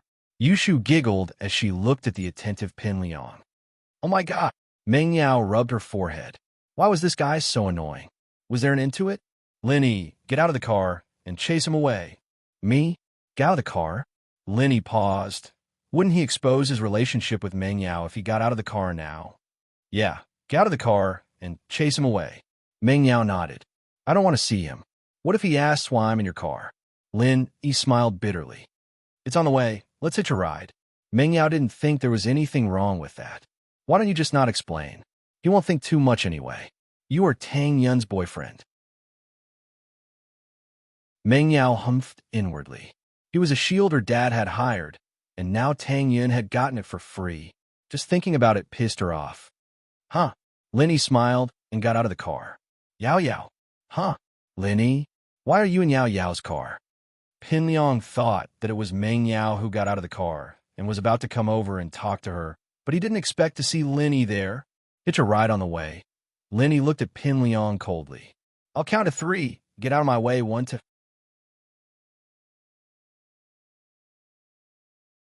Chapter 285. Chapter 285. Dr. Kang's birthday banquet. Lin Yi, naturally, wouldn't say anything to Meng Yao in the car after Pin Liang left. It'd only cause more misunderstandings. Lin Yi hummed a little tune as he walked towards school with the 2 containers in his hands. Another beautiful day of school life had begun. Lin Yi had just reached the school gate when he heard someone calling him from behind. He turned around and saw that it was Lu Xinwen running towards him. Behind Lu Xinwen was a pretty girl. Who else could it be other than Tang Yin?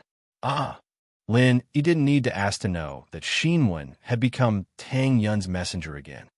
Xinwen, what's up? Yin wants you to wait for her for lunch.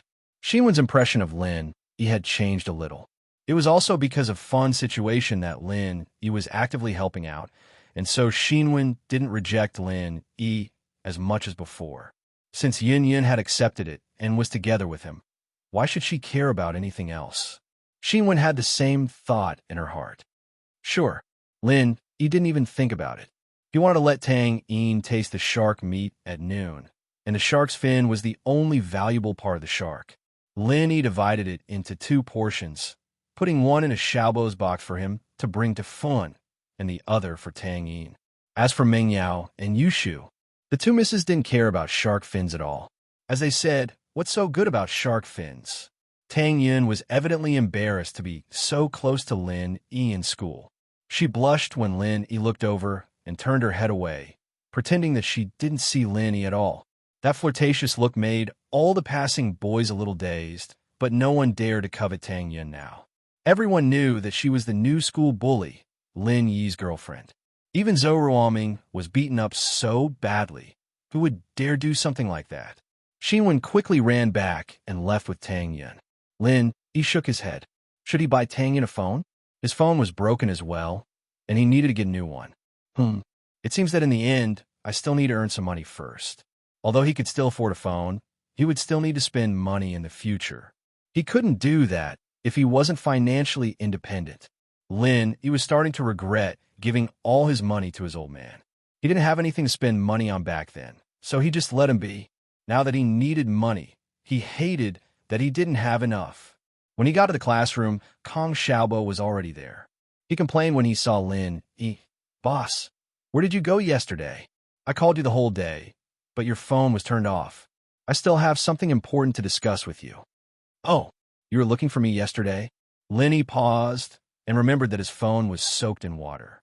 It wasn't turned off, so he said, my phone is broken. What's wrong? It's my second grandpa's birthday next weekend. He invited me to. I was thinking if I should bring Xiao Fan with me. Kong Xiaobo hesitated and said. Lin Yi was the only one who could make decisions for him in this kind of situation. Bring Xiao Fan to attend your second grandpa's birthday banquet? Lin Yi looked at Kong Xiaobo strangely. You want her to meet Kong Mingming? Yes. Boss, you know that Kong Mingming is a knot in Xiao Fan's heart. If we don't get rid of this knot, even if she's with me, she will still think about Kong Mingming. Kong Xiaobo said, although Xiao Fan told me that she has already given up on Kong Mingming, I can be sure that there's still Kong Mingming deep in her heart from her sadness. Lin Yi nodded. Kong Xiaobo wasn't stupid. He didn't like Xiao Fan blindly. He knew how to look at the relationship between the 2 of them. You're right. If she doesn't have Kong Mingming in her subconscious, then she won't have schizophrenia, nor will she have delusions. In fact, the root cause of Xiao Fan's schizophrenia is Kong Mingming. If she can end it with Kong Mingming, then the wound in her heart will heal by itself. Yeah, that's what I was thinking, Xiaobo said. So, boss, I want to ask you to come with me, okay? Me? Go with you? Lin Yi didn't expect Kong Xiaobo to have such a request. Why would I go? Besides, Do you need to bring so many outsiders to your second grandpa's birthday banquet? Kong Xiaobo bringing Xiao Fan along was barely acceptable. However, if Kong Xiaobo said that Xiao Fan was his girlfriend, it was still acceptable. What would it be if Linny went? Kong Xiaobo's classmate? Boss, you said it before. The root cause of Xiao Fan's schizophrenia is Kong Mingming. I'm bringing her to end it, but I'm also afraid that Xiao Fan won't be able to bear the pressure of sadness. What if her illness acts up again? Kong Xiaobo said worriedly. Actually, boss, I also want you to give me some courage. Since you call me boss, it's not a problem for me to go with you. Lin Yi, naturally, didn't mind going with Xiaobo, but he said, I told you before, you're bringing so many people. Are you sure it'll work? Don't worry about this, boss. Kong Xiaobo said, in fact, my second grandpa's family would hold many gatherings like this every year. The birthday banquet is just one of the reasons. Every time, he would invite some friends to bring their children to participate. It's mainly to improve the friendship of the next generation. Although it's called a birthday banquet, it's actually a cocktail party for networking resources. Everyone can bring their friends to participate. It's just that I didn't like to socialize like this in the past, and no one would try to make friends with me. As he said this, Kong Xiaobo laughed at himself. As a descendant of House Kong, he was the one who was ignored every year. Looking at his cousins being surrounded by a group of boys and girls, Kong Xiaobo felt a little disappointed, but it wasn't surprising. Those who came to make friends with him weren't stupid. The direct descendants of Dr. Kong were the ones who were valued. For a branch descendant like Kong Xiaobo, it was fine as long as they didn't lose face. No one would purposely try to please him. I see. Let's go then. Linny nodded. Linny also wanted to see what kind of person Dr. Kong was. In the future, if he cooperated with Dr. Kong, he would definitely become a competitor. Boss, do you want to bring Tang Yin along? Kong Xiaobo smiled and suggested.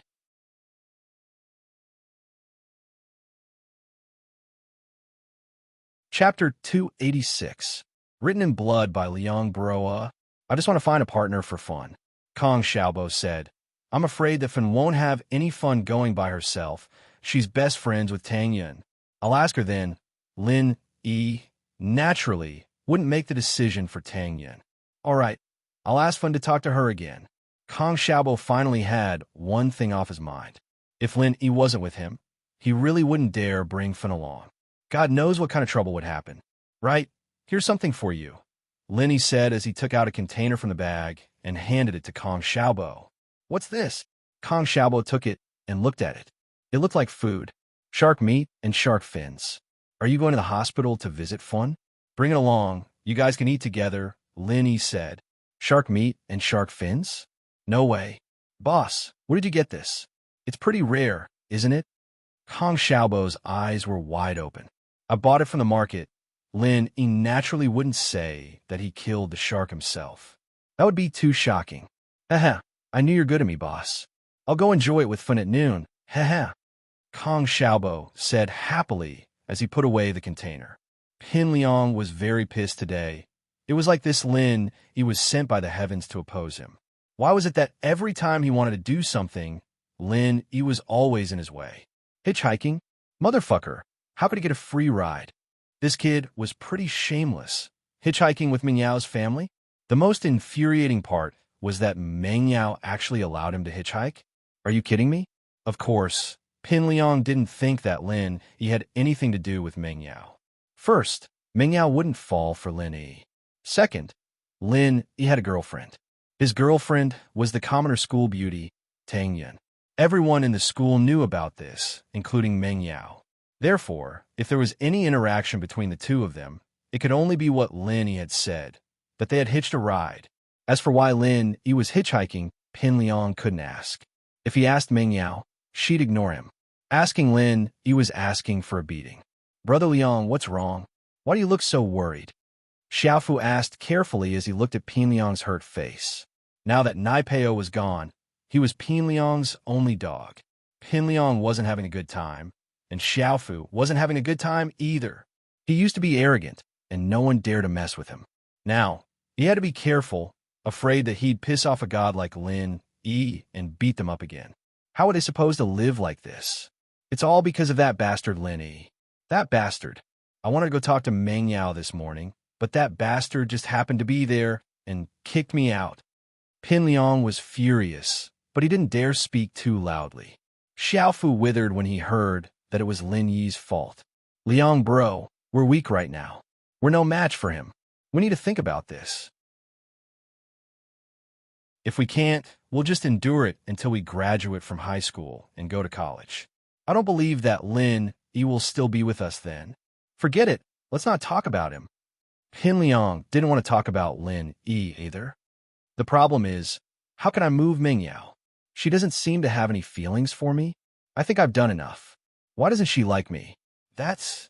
Xiaofu hesitated. Liang bro, Meng Yao's not a normal person. She's from a good family as well, so I don't think normal methods will work on her. We'll have to use some special methods if we want to move her. What's that? Xiaofu, do you have any good ideas? Pin Liang's eyes lit up. He seemed to think that Xiaofu was making sense. I read a book a few days ago. When a male lead was chasing after his girlfriend, he wrote a letter of blood. It was written with his own blood. After the female lead saw it, she was so touched that she became the male lead's girlfriend. I think this is a good idea. Liang bro, if you have the courage, why don't you give it a try? Letter of blood? That's a good idea. Pin Liang thought about it and nodded. It's a very touching thing. I think I'd be moved by my sincerity if I were Meng Yao. Yeah, Liang bro, just write a few more lines. I'm sure Meng Yao'll say yes if she's moved. Xiaofu nodded. All right, got it. How about this? After class, spread the news that I'm writing a letter of blood to Meng Yao. Let the whole class know about it. It'll help me build momentum. Pin Liang said, that'll show my sincerity. No problem. Xiaofu nodded. He didn't dare go against Lin Yi, but he was very familiar with other things in the class. And so, after the first class, under Xiaofu's purposeful spreading of the news, Meng Yao's diehard pursuer, Pin Liang, was going to write a letter of blood to Meng Yao. It was such a sensational and romantic news. The boring life of a 12th grader in school consisted of studying for exams and preparing for exams. Even the slightest thing could cause a ripple. Of course, this ripple started quickly and ended just as quickly. This was because most of the students were doing it for a moment of novelty and wanted to have some fun. After studying intensely, they wanted to have a change of mind and relax. After that, they would once again dive into the sea of questions. Just like Lin Yi beating up Hey Bao Bro, Lin Yi giving a love letter to Tang Yin, and Lin Yi slapping Zhou Ruoming in front of the dean. These things spread quickly, but they disappeared just as quickly. After a few days, no one paid attention to it anymore. Pin Liang's letter of blood, on the other hand, only lasted for 2 classes before no one brought up again. Perhaps it had attracted attention when he gave Meng Yao a letter of blood? Meng Yao was a little pissed off. Writing a letter of blood? What was the meaning of this? Was he trying to scare her? So what if it was a letter of blood? Did she have to agree to it? Shoo, tell me this Pin Liang is too much. He's writing a letter of blood to me. Is he threatening me? Meng Yao said angrily. What's the big deal about bleeding a little? Yeah, Yao Yao and I bleed every month. It's not a big deal. Yushu nodded.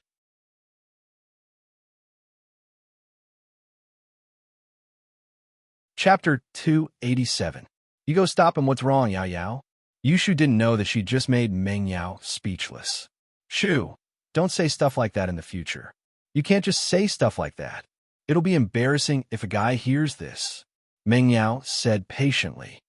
Meng Yao, on the other hand, oh, I don't think it's a big deal, right? I think we've run out of sanitary pads.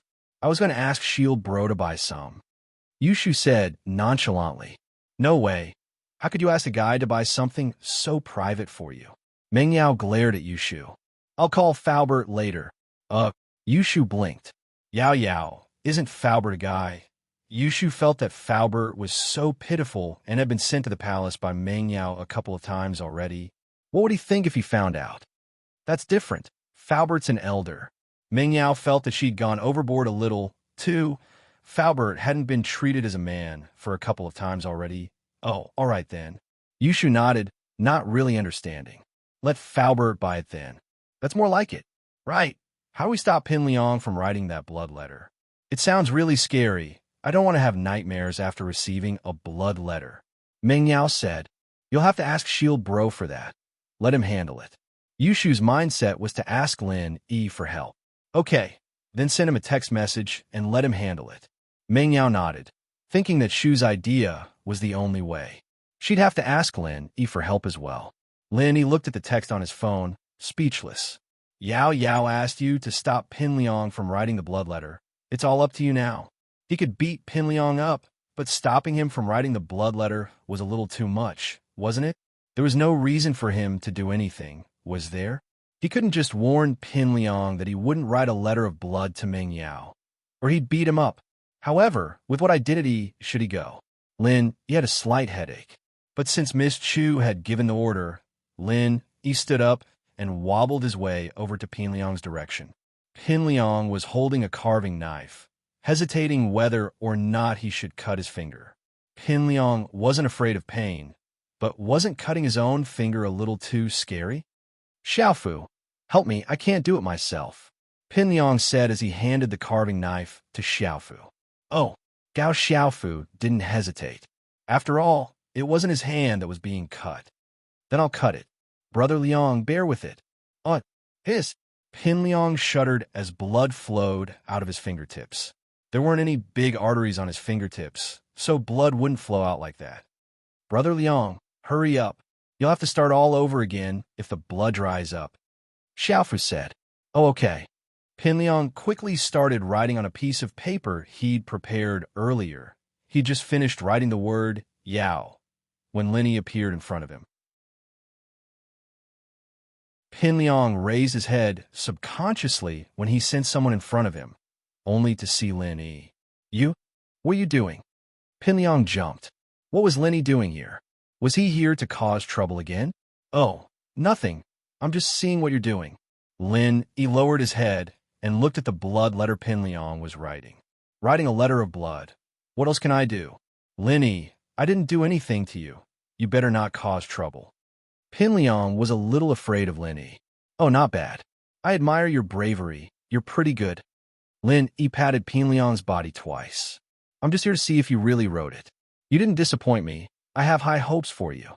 With that, Lin Yi turned around and left before Pin Liang could say anything, leaving Pin Liang staring at Lin Yi's back, confused. The guy didn't come looking for trouble. He even encouraged him. What was he doing? Xiaofu shrieked suddenly, giving Pin Liang a fright. Pin Liang wasn't happy. Xiaofu, what are you screaming for? Liang bro, your hand. Your hand. Xiaofu's eyes were wide open as he pointed at Pin Liang's hand. Liang bro, what's wrong? Pin Liang lowered his head in confusion, only to be shocked by what he saw as well. His right index finger, which had been cut open, was like a water gun spurting out blood. It had already dyed the white paper on the table red, and it flowed all over the place. Pin Liang screamed, almost fainting. He didn't notice the blood gushing out of his hand. You could only feel the pain from a wound, but it was hard to tell how much blood you'd lost if you didn't look. There was a famous experiment about a person who was blindfolded, cut his wrist, and locked in a room with the sound of water dripping. When he heard the water dripping, he thought it was the sound of his own blood and was scared to death. This proved that normal people couldn't really tell how much blood they were losing. Pin Liang, naturally, was no exception. When he realized that his fingers were spurting blood like swords, he was completely dumbfounded. This wasn't bleeding at all. It was like the water gun he used to play with when he was young. Pin Liang didn't doubt that if he raised his hand, the blood on his fingers would spray far and wide. Am I going to die? Xiaofu, get me to the hospital. Pin Liang didn't even have time to write the letter of blood, as his legs were shaking and he couldn't even stand up. Fu, hurry, call my dad. Tell him to come get me. He yelled, panicking. Fu, hurry up and call my dad. Tell him to come get me. Everyone in the classroom looked at Pin Liang curiously, covering their mouths when they saw the blood gushing out of his finger. How could a finger bleed like this? Yao, look, Pin Liang's hand turned into a water gun. Yushu looked at Pin Liang curiously. Meng Yao was shocked. It's not Lin Yi's doing, is it? I don't know, maybe. Shield Bro's really strong. He can even kill a shark, let alone Pin Liang. Yushu said. If Pin Liang knew that Yushu was comparing him to a shark, he wouldn't know whether he'd be happy or cry.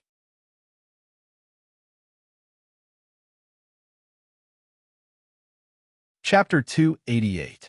Telepathy, but since the guy liked to make a big fuss about nothing, Lin didn't bother with him. Ming Yao's wish had come true. Anyway, he couldn't write a letter of blood anymore. Boss, what's Pin Liang doing? Is he doing acrobatics? Why do I feel like he's trained in 6 pulses before? He can even spit blood? Kong Xiaobo looked at Pin Liang sympathetically. Why was this guy so unlucky? He couldn't stop bleeding just by writing a letter of blood. Who knows? I heard that when people get excited, their blood circulation speeds up. Maybe that's what happened. Lin, he said innocently with a shrug. Pin Liang's blood letter incident turned into a farce, and soon everyone knew about it. It was as if Pin Liang's finger could spurt blood was even more eye-catching than Pin Liang's blood letter incident. What kind of stupid idea is this? I'm going to bleed to death before I'm even done.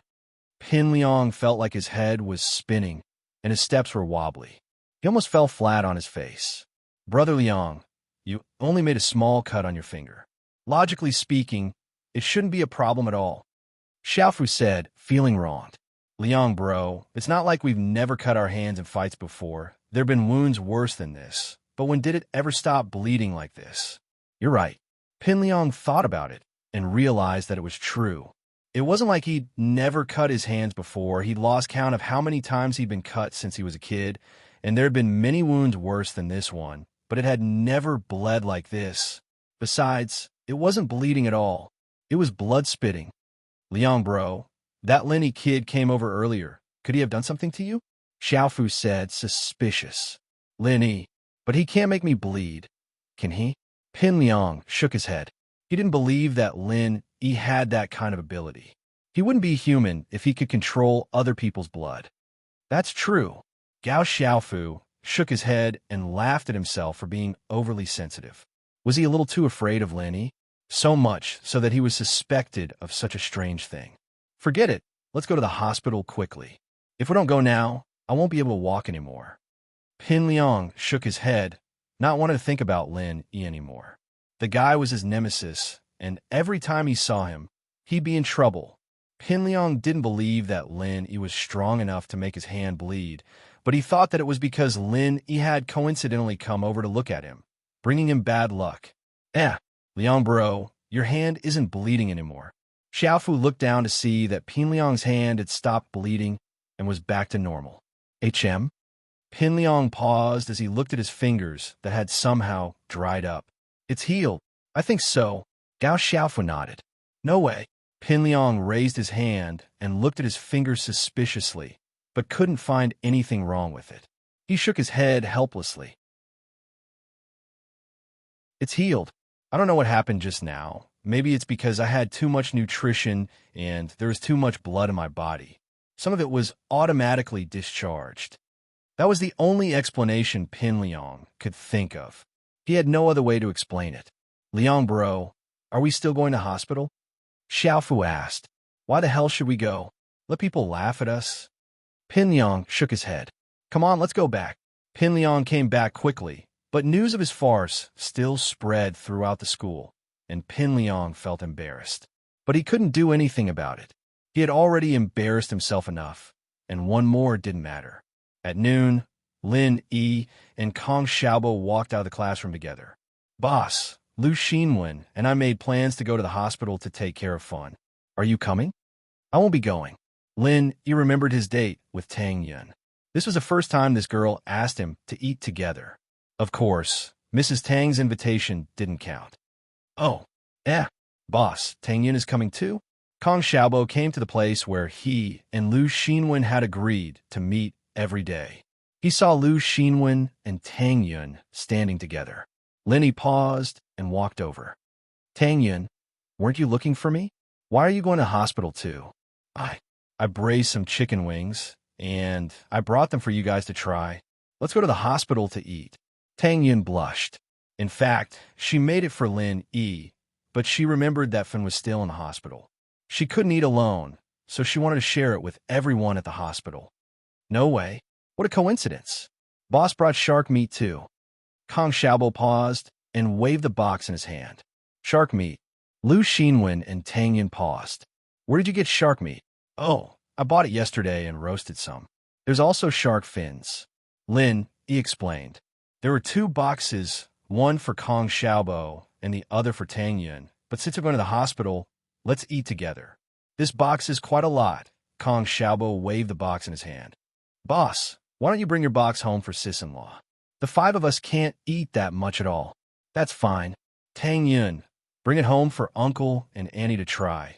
Lin, he passed the box to Tang Yin. Tang Yin was a bit embarrassed when Kong Xiaobo called her sis-in-law. She took the box from Lin Yi and was pleasantly surprised. She didn't think that things would be so coincidental. She thought of him when she cooked, and he thought of her too. Did this mean that their hearts were connected? Girls in love always like these beautiful fantasies. Lin Yi's casual action made Tang Yin very happy, especially when she heard that there was shark fins in it. It must be expensive, right?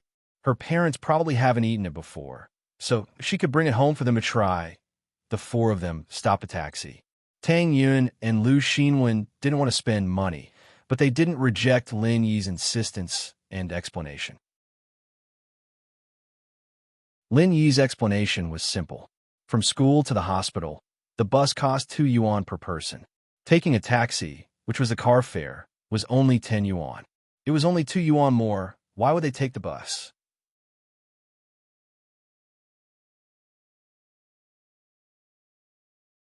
Chapter 289. You're not Lin. He got in the car, wondering when he'd get a license plate for that old van. The van he got from Heibao was still parked in Mingyao's yard. It didn't fit in with the elegant villa, but Mingyao didn't say anything about it. Mingyao was a lot more easygoing than before, and she'd slowly accepted Lin Yi as a part of the villa. She pretended not to see the old van Lin Yi had left in the yard. After some thought, he took out his phone and dialed Lingshan's number. Lin Yi's phone was broken, and he was using one of Yushu's obsolete phones. The pink shell phone made Kong Xiaobo, who was sitting beside Lin Yi, widen his eyes. Tang Yun and Xinwen, on the other hand, didn't notice. Hello, Lin Yi. Lingshan picked up Lin Yi's phone, a little annoyed at what happened yesterday. I've sent your picture to your inbox. Just check it. Is there anything else? Oh, I'm calling you about something else, Lin Yi said. I have an old van, no brand. Can you get me one? I'm a criminal police officer, not a traffic cop.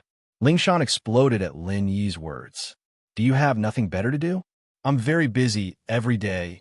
You can get the traffic cop to register the car, okay? The DMV's on the west side of the city. The van isn't new. Where should I register it? Who else would I go to if not you? Lin Yi was speechless. Was this girl stupid? Did she have a problem understanding? Why would he go to her if the car could be registered normally? There's nothing I can do. Don't bother me. There's a big case. I'm very busy, Lingshan said impatiently. Remember, I'm a criminal police officer. Don't make me do things that have nothing to do with my job. If there's nothing else, I'm hanging up. Oh, I remember. You should also remember that I am a student, not a police officer, and not Ultraman. In the future, don't ask me to do things that have nothing to do with my studies. Lin, he was a little angry. Didn't I just ask you for a small favor? Do you have to say so much? Lingshan really wanted to smash the phone, but she held herself back. You didn't steal the car, did you? No. There should have been formal procedures in the past. You will know when you check the file. It was opened by Black Panther. Lin Yi smiled. This girl finally compromised. Then drive over in the afternoon. But if I find out it's a stolen car, I'll confiscate it, Lingshan said hatefully. Oh, okay. Lin, he hung up the phone with a smile. Boss, your phone, why did you change it to this one? Kong Xiaobo wasn't interested in Lin Yi's phone call. He had seen Lin Yi drive better cars before, so he wasn't interested in Lin Yi's broken van. Didn't I say that my phone is broken? This is a friend's abandoned phone. I borrowed it, Lin Yi said. Let me see. Kong Xiaobo extended his hand. Lin Yi didn't think much of it and passed the phone to Kong Xiaobo. Xiaobo's eyes went wide as he flipped open the phone. The picture on the screen was of Yushu. Kong Xiaobo wanted to ask something, but he stopped when he saw Tang Yun on the other side of Lin Yi. Kong Xiaobo wouldn't dare to ask this kind of quarreling question, no matter how stupid he was. It wouldn't be good if Tang Yin misunderstood. However, Kong Xiaobo still poked Lin Yi and gave the phone back to Lin Yi with a smirk. Lin Yi also saw Yushu's picture on the screen and smiled bitterly. The owner of this phone is the same person as the beetle. Lin Yi was embarrassed that Kong Xiaobo saw Yushu's picture twice. It seemed like he had to be more careful in the future. Lin Yi didn't think much when he borrowed the phone from Yushu. He just wanted to use it for a few days, and he was too lazy to change the settings. Who would have thought that Kong Xiaobo would see it? Lin Yi awkwardly opened the picture menu and was about to change the background, but Kong Xiaobo's eyes widened when he saw it. There was more than one picture of Yushu. Not only was there Yushu, there was also Meng Yao, and they were all pictures of daily life, eating together, shopping together, and even selfies at home. Lin Yi sweated and quickly closed the phone and put it in his pocket. He looked at Kong Xiaobo awkwardly, but Kong Xiaobo had a shocked expression on his face. Now, he wouldn't believe that this phone was Lin Yi's. Not to mention the fact that this phone was clearly a color for girls, just the pictures in it were definitely not Lin Yi's. Lin Yi couldn't have so many pictures of Meng Yao and Yushu. Although they weren't the kind that exposed their private life, they were still very private pictures. How did Lin Yi get them? But if this phone wasn't Lin Yi's, then who was the owner? However, Kong Xiaobo wasn't someone who didn't know the gravity of the situation. Although he had a lot of questions in his heart, he could only bury them in his heart. Tang Yun would definitely misunderstand if he said it out loud. The taxi stopped in front of the hospital, and Lin Yi paid the driver 10 kuai before getting out of the car. Lin Yi, is that you? A pleasant voice sounded behind Lin Yi. Lin Yi turned around and saw Guan Exing. It's you. Haha, what a coincidence. Yeah, Lin Yi, are you here to visit your friend? I'm going to give her acupuncture treatment. Let's go together. Guan Xin couldn't contain her joy when she saw Lin Yi. She had been wandering around the hospital for the past few days. She didn't know why, but maybe it was because she wanted to see Lin Yi. She took the initiative to take care of this ward's acupuncture treatment, and she also became familiar with Lu Xinwen, Kong Xiaobo, and Tang Yun. However, the prettiest girl, Tang Yun, looked at her with a smile on her face, but there was a trace of wariness and hostility in her eyes. Guan Xin naturally understood why Tang Yun would have such a reaction. Tang Yun was afraid that Guan Xin would steal her boyfriend. In fact, Guan Xin didn't really want to fight with Tang Yun. She wasn't sure of her own feelings, but she felt gratitude towards Lin Yi from the bottom of her heart. She just wanted to see him more and talk to him. As for other thoughts, Guan Xin didn't think too much about it. Tang Yun pursed her lips, and her face turned pale. Lu Xinwen naturally noticed the change in Tang Yun's expression. She squeezed Tang Yun's hand and whispered, "What? Are you afraid that she will steal your boyfriend?"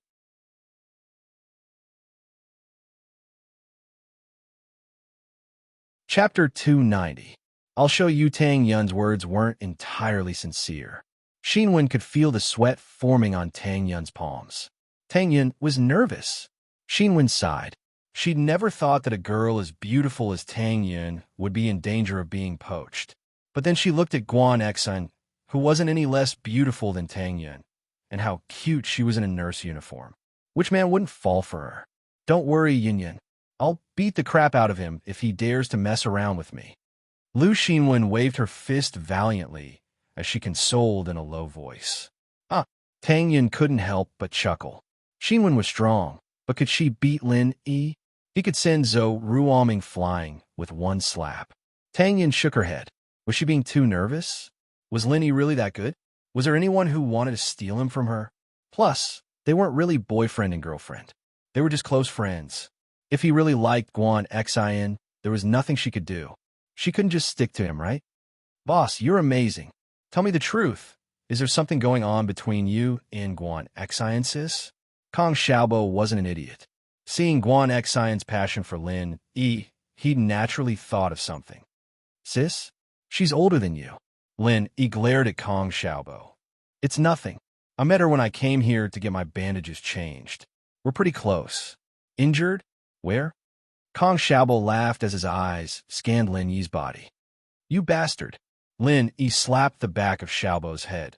He didn't want to waste any more time with the guy. He walked over to Guan Xian's side. Sorry for troubling you with my friend's situation. Having an acquaintance in the hospital, even if it was just a nurse, was a lot more convenient. Lin Yi knew that. He couldn't just call Elder Guan for everything, could he? If it was a small matter, the nurse would be able to help. It's nothing. It's what I should do. Guan Xian blushed, a little embarrassed. I'm not going to affect your relationship with your girlfriend, am I? Guan Xian looked at Tang Yun's unhappy face and didn't know what to do. Although she was older than Tang Yun by a few years, she was still a girl who had just left school. She wasn't that mature, and she was worried that Lin Yi would distance himself from her because of Tang Yun. Lin Yi smiled. I won't. In the ward, Guan Xian put the drip on Fun and left in a hurry. Although she wanted to stay and talk more with Lin Yi, she had other wards to take care of. It was a serious matter, and she couldn't delay it. Guan Xian knew the importance of it. Therefore, when Kong Xiaobo and Lu Xinwen asked her to stay for lunch, Guan Xian waved her hand and rejected. I really have other wards to go to. You guys eat first. I'll eat later. Tang Yun, on the other hand, felt a little embarrassed. She thought that Guan Xian was embarrassed because she and Lin Yi were here. Women were naturally sensitive, and naturally, they could tell that Guan Xian was interested in Lin Yi. However, Tang Yun felt bad seeing Guan Xian being so eager to draw a line between them. They were all women, and there was no need to make things difficult for women. It was their own business that they liked Lin Yi. Moreover, Guan Xian didn't express anything. Why did she have to be so aggressive? Guan Xian was busy with Fun's matter, and Tang Yun saw it. Tang Yun hesitated for a while and stood up. Guan Xian sis, why don't we eat together? Thank you. Guan Xian smiled. Patience can't be delayed. Eating is a small matter. Why don't you guys treat me to a big meal when Fun is discharged? That's fine. Tang Yun nodded and didn't try to persuade her to stay. It seemed that she was thinking too much. Guan Xian really had something to do and couldn't stay. Lu Xinwen looked at the sentimental Tang Yun and sighed. Yin had really sunk into it. If it was in the past, why would she think about these things? Fun was very happy that everyone came to visit her at noon. After a few days, Lin Yi noticed that Fun had become a lot more cheerful and talkative. She could tell jokes to everyone, and the room was filled with laughter. Of course, this was all Kong Xiaobo's credit. Kong Xiaobo would accompany Xiao Fan every day, chatting with her and telling her about the things that happened in the school. Lin Yi, I didn't expect you to be the school's big bully. Xiao Fan naturally understood Lin Yi from Kong Xiaobo. You can't bully Yin. Otherwise, we won't let you go. Ha, I won't. Lin Yi smiled. You should say that to Kong Xiaobo, right? Xiao Fan was a bit shy after hearing Lin Yi's words. She lowered her head slightly. After lunch, Lu Xinwen went to the washroom to wash the containers and utensils. Kong Xiaobo sat at the head of Xiao Fan's bed hesitantly. It was obvious that he wanted to talk about the gathering this weekend. Lin Yi held Tang Yun's hand. Tang Yun trembled slightly and rolled her eyes at Lin. Why are you holding my hand? Xiaobo has something to say to Xiao Fan. Let's go over there. Lin Yi pointed at the bed opposite them. Oh, Tang Yun just noticed that Kong Xiaobo seemed to have something to say. She ignored Lin Yi's hand and sat on the bed opposite them. Although they were quite far away, they could still hear what Kong Xiaobo said. Kong Xiaobo told Xiao Fan about his second grandpa's birthday. Naturally, he also told her about Kong Mingming. This was the first time Xiao Fan knew about Kong Xiaobo's identity. He was that person's cousin? Kong Xiaobo invited Xiao Fan to his second grandpa's birthday party. Xiao Fan hesitated and lowered her head. She was nervous and didn't know what to do.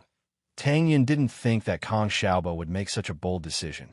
He wanted to bring Xiao Fan to his family's banquet. Moreover, it was a banquet with Kong Mingming.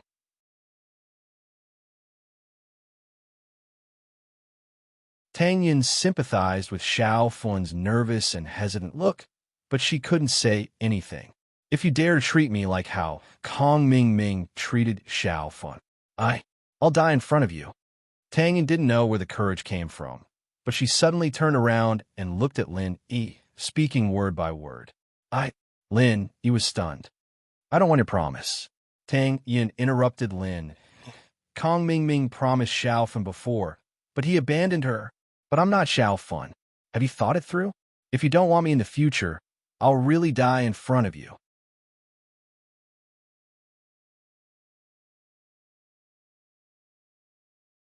Chapter 291. Chapter 291, Psychopathic Killer. I won't. Lin clenched his fists. This was his last mission, and he'd be free once it was over. He'd be able to stay in this city and live with the girl he loved. Tang Yin didn't say anything else. She felt sorry for Fawn, and she didn't want the same thing to happen to her. This was the reason why she kept confirming Lin Yi's feelings. She had to be certain, because she was already unable to extricate herself and was sinking deeper and deeper. Lingshan was troubled. Why was the year so unlucky right after she took over the criminal police team? First, Heibao got away, and Linny caught him. He thought he'd be able to relax for a few days, but a psychopathic murderer suddenly went berserk in the hospital, injuring one of the police officers in charge of guarding him, and escaped. The psychopathic killer was already heavily injured when he was hospitalized. Of course, he was injured by Lingshan, and Lingshan knew very well how strong she was. She simply couldn't stand the sight of this person. He killed an entire family, not even sparing a 3-year-old boy. His methods were extremely cruel, too, putting him in a washing machine and stirring him to death. Naturally, Lingshan wouldn't go easy on someone as cruel as this. The guy resisted during the arrest, and that was exactly what Lingshan wanted. After a round of punches and kicks, the guy was sent to the hospital. The guy would be sentenced to death in court, but letting him die like that was too easy for him. And so, Lingshan risked punishment and sent the guy to the hospital. Fortunately, the guy was too cruel, and the public wasn't talking about Lingshan at all. Instead, they were criticizing the psychopathic killer. Huaijuan, on the other hand, put in a few good words for Lingshan, and the whole thing was over. The psychopathic killer stayed in the hospital for a week, and logically speaking, he wouldn't be able to recover even after a month. But then he suddenly went berserk, beating up the police officer and running away. There was no news of him since. Lingshan's face darkened when she received the report. Another one ran away? Wouldn't people laugh at her for being useless? When Yang Huaijuan was the captain, he'd managed the criminal police team's affairs in an orderly fashion. Lingshan had only been in charge for a few days, and there were already so many problems. She just solved the previous problem, and now there was another one. How could Lingshan not be pissed? Lin, he just had to call it this time, asking about the car brand and whatnot, and Lingshan almost cursed him and hung up on him. Police officers had been deployed at all the major traffic arteries. The moment that psychopathic murderer appeared, he would be discovered. However, the strange thing was that after the psychopathic murderer ran away from the hospital, it was as if he had disappeared. No one had seen him again. Logically speaking, the physical characteristics of this psychopathic murderer were very obvious. His head was wrapped in bandages, and he was wearing a hospital gown. Such an obvious person, if he ran on the streets, there would be witnesses. Unfortunately, there were none. One could imagine the pressure on Lingshan, and she didn't want to trouble Huaijuan anymore. She could only endure the pressure and send more police officers to search for the psychopathic murderer. Ring dash. The phone rang abruptly, and Lingshan quickly picked it up. Lingshan speaking. Captain Song, it's Lu Wangli. Something's happened. Wangli's voice came from the phone. What's wrong? Lingshan's heart skipped a beat. What she'd been afraid of had come true. She'd had enough problems already. Why was this happening again? Guanya didn't actually run away. He's been hiding in the hospital. Wangli said urgently. He actually made a move on Boijia again, about to kill him, but a nurse who entered Boijia's room found him. He's using the nurse as a hostage, and he's asking us to prepare a helicopter for him to leave. Wangli reported the situation in one breath. It wasn't very detailed, but time was tight, and he didn't have the time to explain in detail. Guanya was that psychopathic murderer, and Boijia was one of the victims of this case. Guanya had stabbed him in the heart, but the position of the heart was a bit off, so he didn't die right away. He was sent to the hospital for emergency treatment, and It was a good thing that he survived, but she didn't expect Guanya to still not let Bujia go, even in a situation like this. Just what kind of hatred did he have for Guanya? Lingshan had asked Bujia more than once, wanting to know if he had a grudge with Guanya, but Bujia denied that he knew Guanya. When she asked him if he had any enemies, Bujia wouldn't say that he was tired, but that his heart was in pain. Lingshan couldn't do anything about it, and decided to wait for him to fully recover before asking. But one thing was for sure, Bujia must be hiding something. As for Huang Guanya, they couldn't get any answers, other than repeating how he put the 3-year-old boy into the washing machine and stirred him to death. He also talked about the process of raping and killing Lu Bujia's wife. Even though the criminal police had dealt with many cases, they were still horrified by the horrifying process of the crime. Judging from Huang Guanya and Lu Bujia's testimonies, the two of them were completely unrelated. Huang Guanya was also treated as a psychopath who killed people, while Lu Bujia didn't even know Huang Guanya, let alone have any grudges. But now, Guanya had gone to Bujia's room again. This wasn't a simple matter anymore. It was strange and unusual. Lu Wangli was the captain of the first squad in charge of searching around the hospital. He'd been the first one to arrive when something had happened. He didn't dare tarry and sent a negotiator to negotiate with Guanya while reporting the situation to Lingshan. "I'll be right there." Lingshan hung up and got ready to rush to the hospital. No wonder she couldn't find Guanya anywhere. He didn't run away from the hospital at all. There should be quite a lot of people in the hospital with bandages on their heads, so it was normal that no one would notice him. Lin Yi and Tang Yin were sitting on the bed, swearing their undying love, when Xinwen stumbled into the room. Not good. Not good. Something big happened. Lin Yi and Tang Yun, as well as Kong Xiaobo and Fun, paused and looked at Xinwen confused. They didn't know what she meant by something big. It said that a psychopathic murderer kidnapped a nurse in the ward. A group of police officers has already surrounded the ward. It's at the end of the corridor on our floor. I was scared to death, so I ran back to inform you. Lu Xinwen said with lingering fear. Psychopathic murderer? Linny paused. Why is he in the hospital?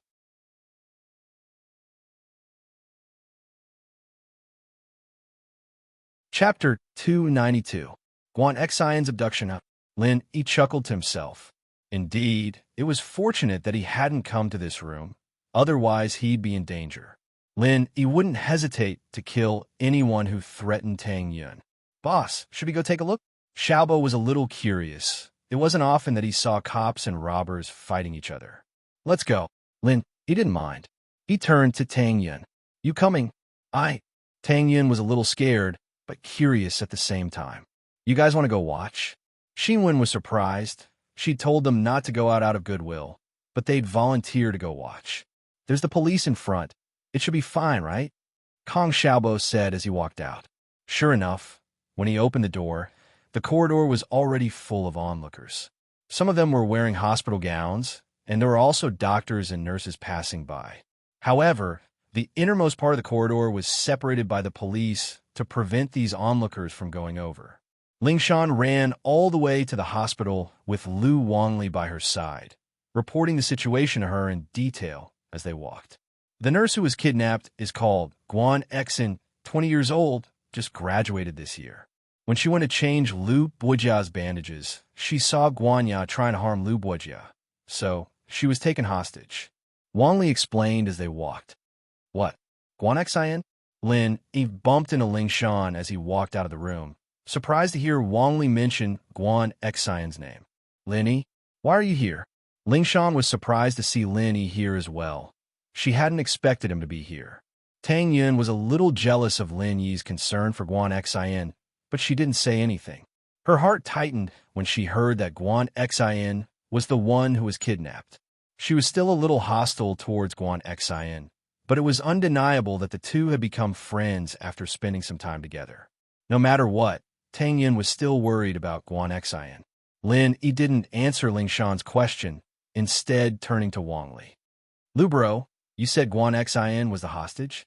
Why, you know her.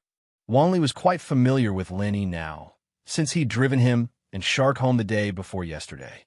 Yeah, she's a friend of mine. Lin Yi nodded. Should I go take a look? Ling Shan frowned, but didn't say anything. Lin Yi was a decent fighter, and he could at least protect himself. If he knew the hostage, things might turn for the better. Guanya knew who he was, and he'd be on his guard if he were to make a move. Huaijuan, however, was the only one in the police force who was better than him. If she wanted to get close to Guanya, Lin Yi might be the best candidate. But honestly speaking, Lingshan didn't want Lin Yi's help. One, she was worried about his abilities, and the other, if the guy really did help her again, he'd only ask her to do more things for him in the future. Don't talk to me like that. Guanya looked at the negotiator in front of him with disdain. Give me 500,000 in cash and a helicopter full of fuel, or I'll kill this girl. Guanya licked his lips, a fierce light in his eyes. He tightened his grip on Guan Xian's neck, and a thin line of blood appeared. The negotiator was also sweating profusely. He had not expected Huang Guanya to be so unmoved by force or persuasion. He had not listened to a single word he had said to him. Instead, he had told him about how he had killed a 3-year-old boy in a washing machine. All right, I'll do it. Lingshan's voice sounded. But you have to ensure the safety of the hostage. Lingshan didn't have a choice. She had to stall the criminal first. If Guanya hurt the hostage, she'd be held responsible. She was only a temporary captain right now, and she'd probably never get promoted. She'd even be demoted. Don't come near me. Guanya's eyes flashed with hatred when he saw Lingshan. He was a little afraid of this woman, and he wasn't a match for her. Letting her get close would put him in danger. All right, I won't go. Lingshan frowned. She'd wanted to get close without anyone noticing and subdue Guanya, but Guanya was smart enough to know that Lingshan was a good fighter. He didn't give her a chance at all. Tell your men to put their guns down and back off. Guanya said, All right, put your guns down. Lingshan waved her hand at her men. They had to play it safe right now, and they couldn't just shoot Guanya if they didn't have the confidence to kill him in one shot. Give me some food, I'm hungry. Guanya said, Don't even think about doing anything to the food. I'll give it to this girl first. Call the hospital canteen now and tell them to send the food here directly. Don't do anything. All right, I'll do it. Lingshan nodded, thinking of a plan in her head. Lingshan was quite happy when she heard that Guanya wanted to eat, since she only needed to do something to the food, but she didn't expect the guy to be this smart. Calling a hospital to deliver food to her face to face. It seemed like it would be hard to do anything in such a short amount of time. Don't mind me. Hurry up and shoot. The patient in the room was stabbed by him, and he'll be in danger if we don't save him. Guan Xian called out suddenly. Lingshan paused, remembering that Bojiao was still in the room. Her face turned ugly. She'd been so focused on dealing with Guanya that she'd forgotten about Bojiao's situation.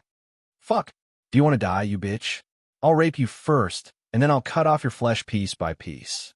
Guanya wasn't expecting the nurse to go back on her word, and was pissed. He pressed the knife to Guan Xian's neck, pressing down hard enough to see the blood dripping down. Don't be rash. You don't want the deal anymore, do you? Lingshan stopped Guanya. What happened before was indeed a good opportunity. She could have killed Guanya if she'd ignored the casualties, but Lingshan didn't dare take the risk. She really didn't dare. She didn't dare to make any more mistakes. Don't threaten me. Guanya curled his lips in disdain.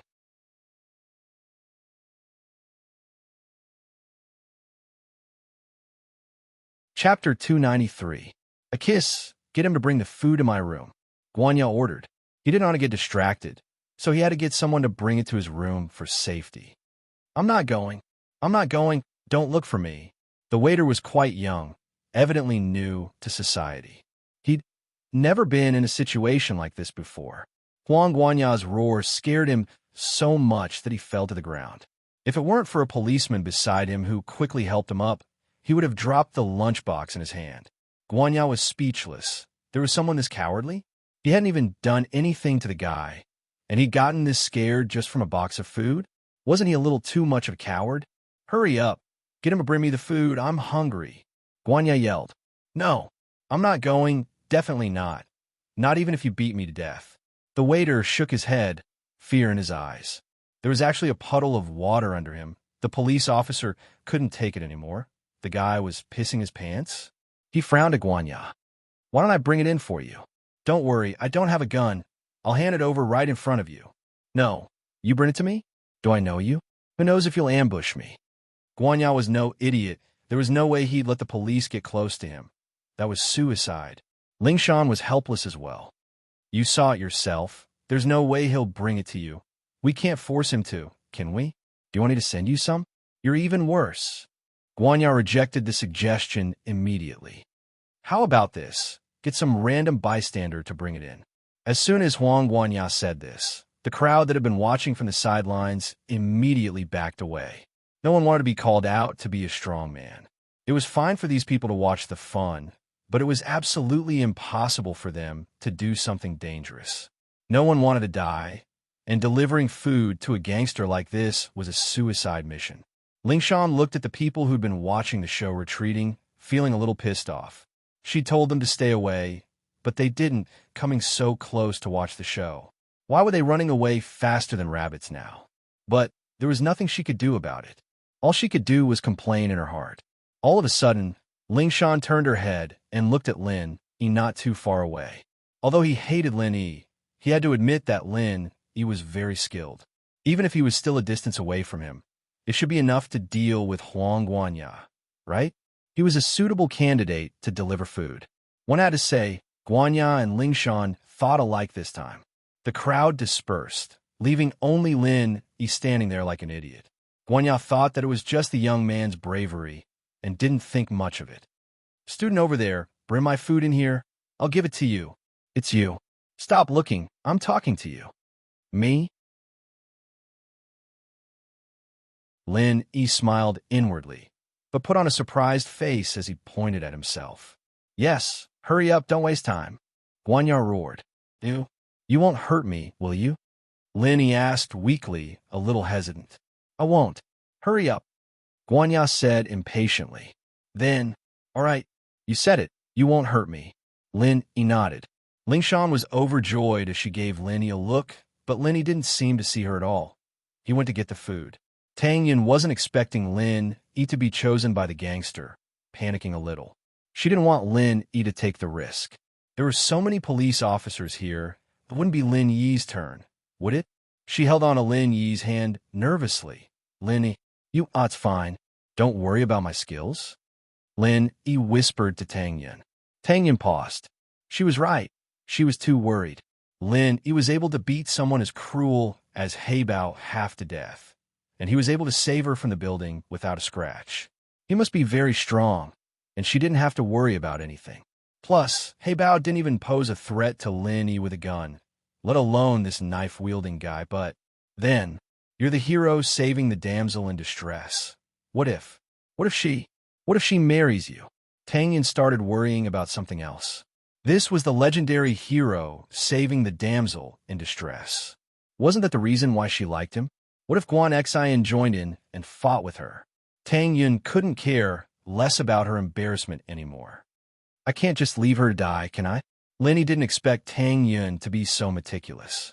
He squeezed her soft, moist hand. Then I won't. Then you should. Actually, Guan Xian is a good person. She's still worried about the patient in the room in a situation like this. Tang Yin respected Guan Xian. She was a kind girl. Hey, aren't you two going to die together? We'll talk about it after you send me food. Guanya wasn't too happy to see Lin Yi and a girl whispering sweet nothings to each other. Are you done yet? Let's talk about it when I come out. Haha, even the criminals don't want to. Lin Yi smiled. Yeah, Tang Yin nodded shyly. Be careful. Then I'll be careful if you kiss me. Lin Yi smiled evilly at Tang Yin. Tang Yin was awkward. This guy was still thinking about stuff like that at a time like this. She held herself back. Then, I'll wait for you to come out safely. Okay, wait for me. Lin Yi smiled and let go of Tang Yin's hand. He walked toward the officer and took the food from him before walking towards Guanya. Guanya was getting impatient as he pulled Guan Xian back, giving Lin Yi the space at the door. Come in and close the door. Okay. Lin Yi walked in hesitantly and closed the door. 10 seconds later, Lin Yi came out again and ran to Tang Yin. "I'm out. Can you kiss me now?" Lin Yi's voice wasn't loud, but Ling Shan could still hear him clearly. She was about to explode from the rage she was feeling. Her original plan was for Lin Yi to find a chance to take Guanya's blade or kill Guanya. But Lin Yi, did he really just give him a box of food and leave right after that?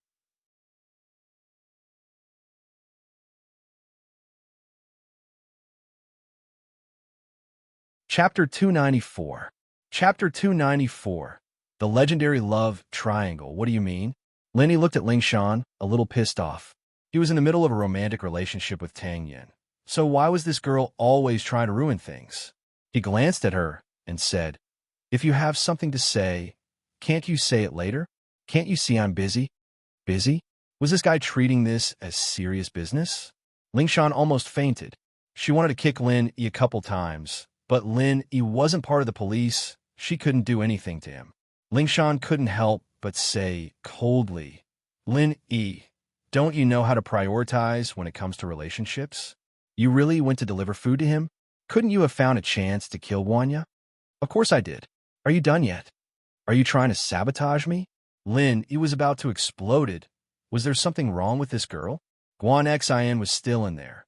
So how could she let Guanya do whatever he wanted? Did she even have a brain? Killed him? Ling Shan blinked, not understanding what Lin Yi was getting at.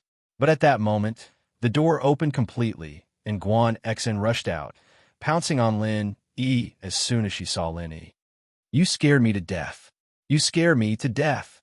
Guan Xin hugged Lin Yi tightly, tears streaming down her cheeks. Guan Xin was no longer the strong and righteous girl she'd been a moment ago. She'd turned into a fragile girl. She'd thrown caution to the wind and asked the police to kill Guanya because she was worried about the patient's well-being. That was the duty of a nurse, a sign of the kindness and selflessness of human nature. But now, she'd turned into a normal girl, looking for a place to hide from the wind and rain after the fright. She turned her head away, not saying anything. "Huh." Lin Yi looked at Tang Yun helplessly, only to see her turn her head away with a pout, not saying anything. What could Tang Yun say? Although she felt a little wronged and a little jealous, Guan Xin had just been saved by Lin Yi. She needed to be comforted. Tang Yun wasn't a petty person, so she could only pretend that she didn't see anything. But Tang Yun didn't understand. How did Lin Yi save Guan Xin? He only entered the ward for 10 seconds and then came out. I thought he was in a hurry to ask for a kiss.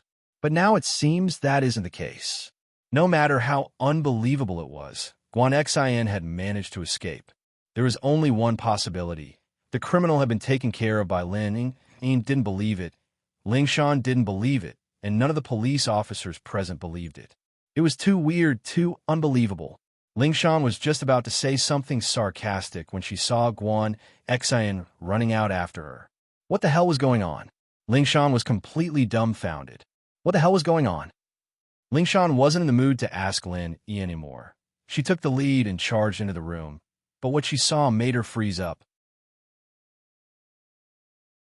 Guanya was on the ground, the dagger in his hand falling to the side. His death couldn't have been more gruesome, his eyes bulging out, and his face filled with shock and rage. He didn't accept this, and he died with his eyes wide open. The way he died made Ling Shan speechless. It could be said that Guanya was killed in one hit, and the weapon made Ling Shan speechless, as well as a little disbelieving. It was a pair of chopsticks, the same chopsticks Lin Yi had brought with his lunchbox.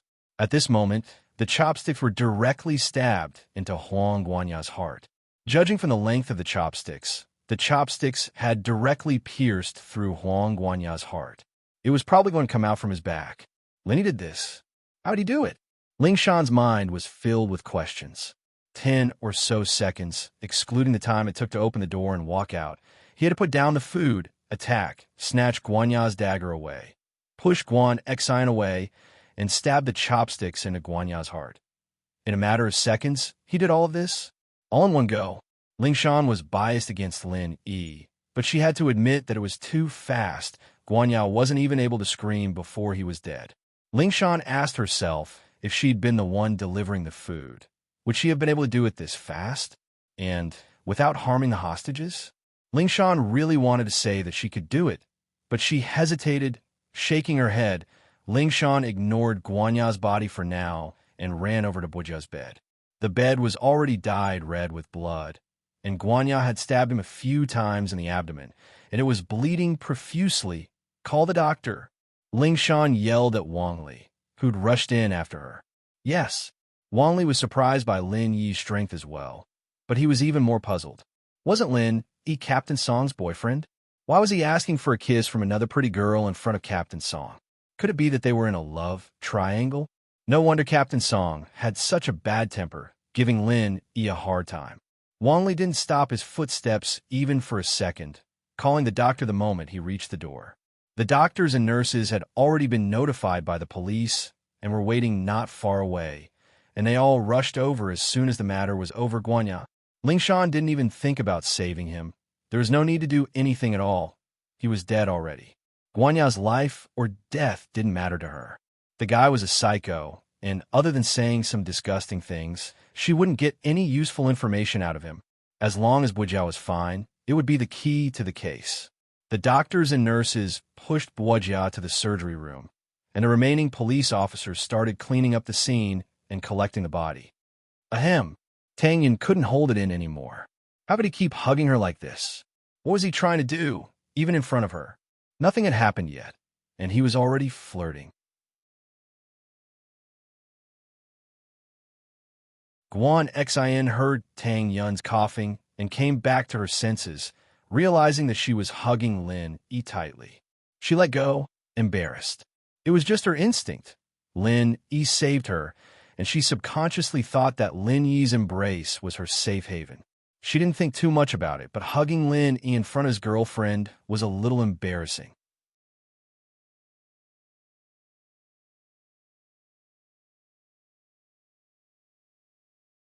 Chapter 295. Sitting back and forth, the two were too far apart. They were about the same age, but they had different statuses. It was impossible for them to be together. On the other hand, Tang Yun was a good match for him. They'd have a bright future together if they got into the same university. Guan Xin sighed softly, feeling a little dejected. This was the first time she'd felt something for a man, and it wasn't hers. "He's not my boyfriend," Tang Yun said, embarrassed by Guan Xion's apology. Haha, Guan Xion smiled. This girlfriend of Lin Yi was quite an interesting one. Tang Yun was getting embarrassed by Guan Xion's smile. Guan Xion sis, what are you laughing at? If he's not, then he's not. You can take him if you like. Take him? If he's not your boyfriend, how can you just give him to me? Guan Xion couldn't help but tease Tang Yun. Guan Xion was just a girl who hadn't experienced much of the world. At home, in the hospital, and in front of her friends, she was still a kid. But in front of Tang Yun, who was 2 years younger than her, she'd naturally put on the airs of an older sister. Tang Yun paused. He wasn't her boyfriend, so why did she have to send him back and forth?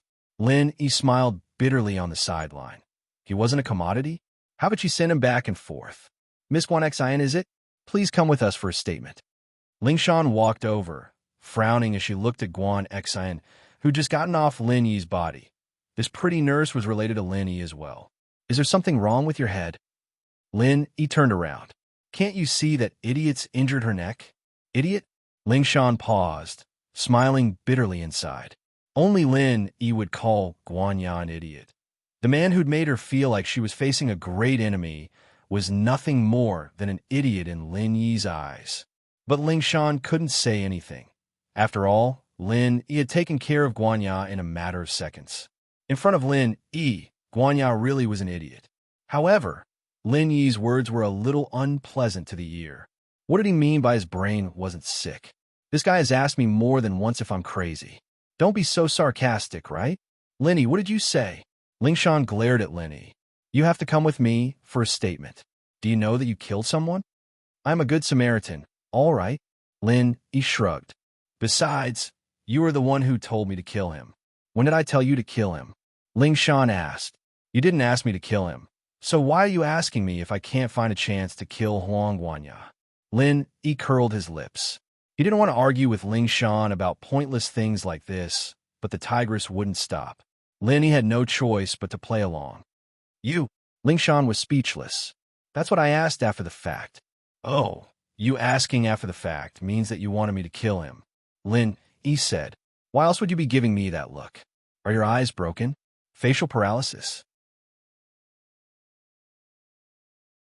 Ling Shan glared at Lin Yi like a tigress. She wanted to eat Lin Yi alive, but she was always losing in front of him. Ling Shan was starting to wonder if he was her nemesis. Lu Wangli looked at the furious Ling Shan from afar, and then at Guan Xen, who was close to Lin Yi. He was a bit troubled. Could it be that the love triangle wasn't enough, and now there was a four-way love triangle? All right, enough with you. You owe me another favor. I'll be looking for your car this afternoon. Wait for me. Lin Yi said before turning to Guan Xen, ignoring Ling Shan.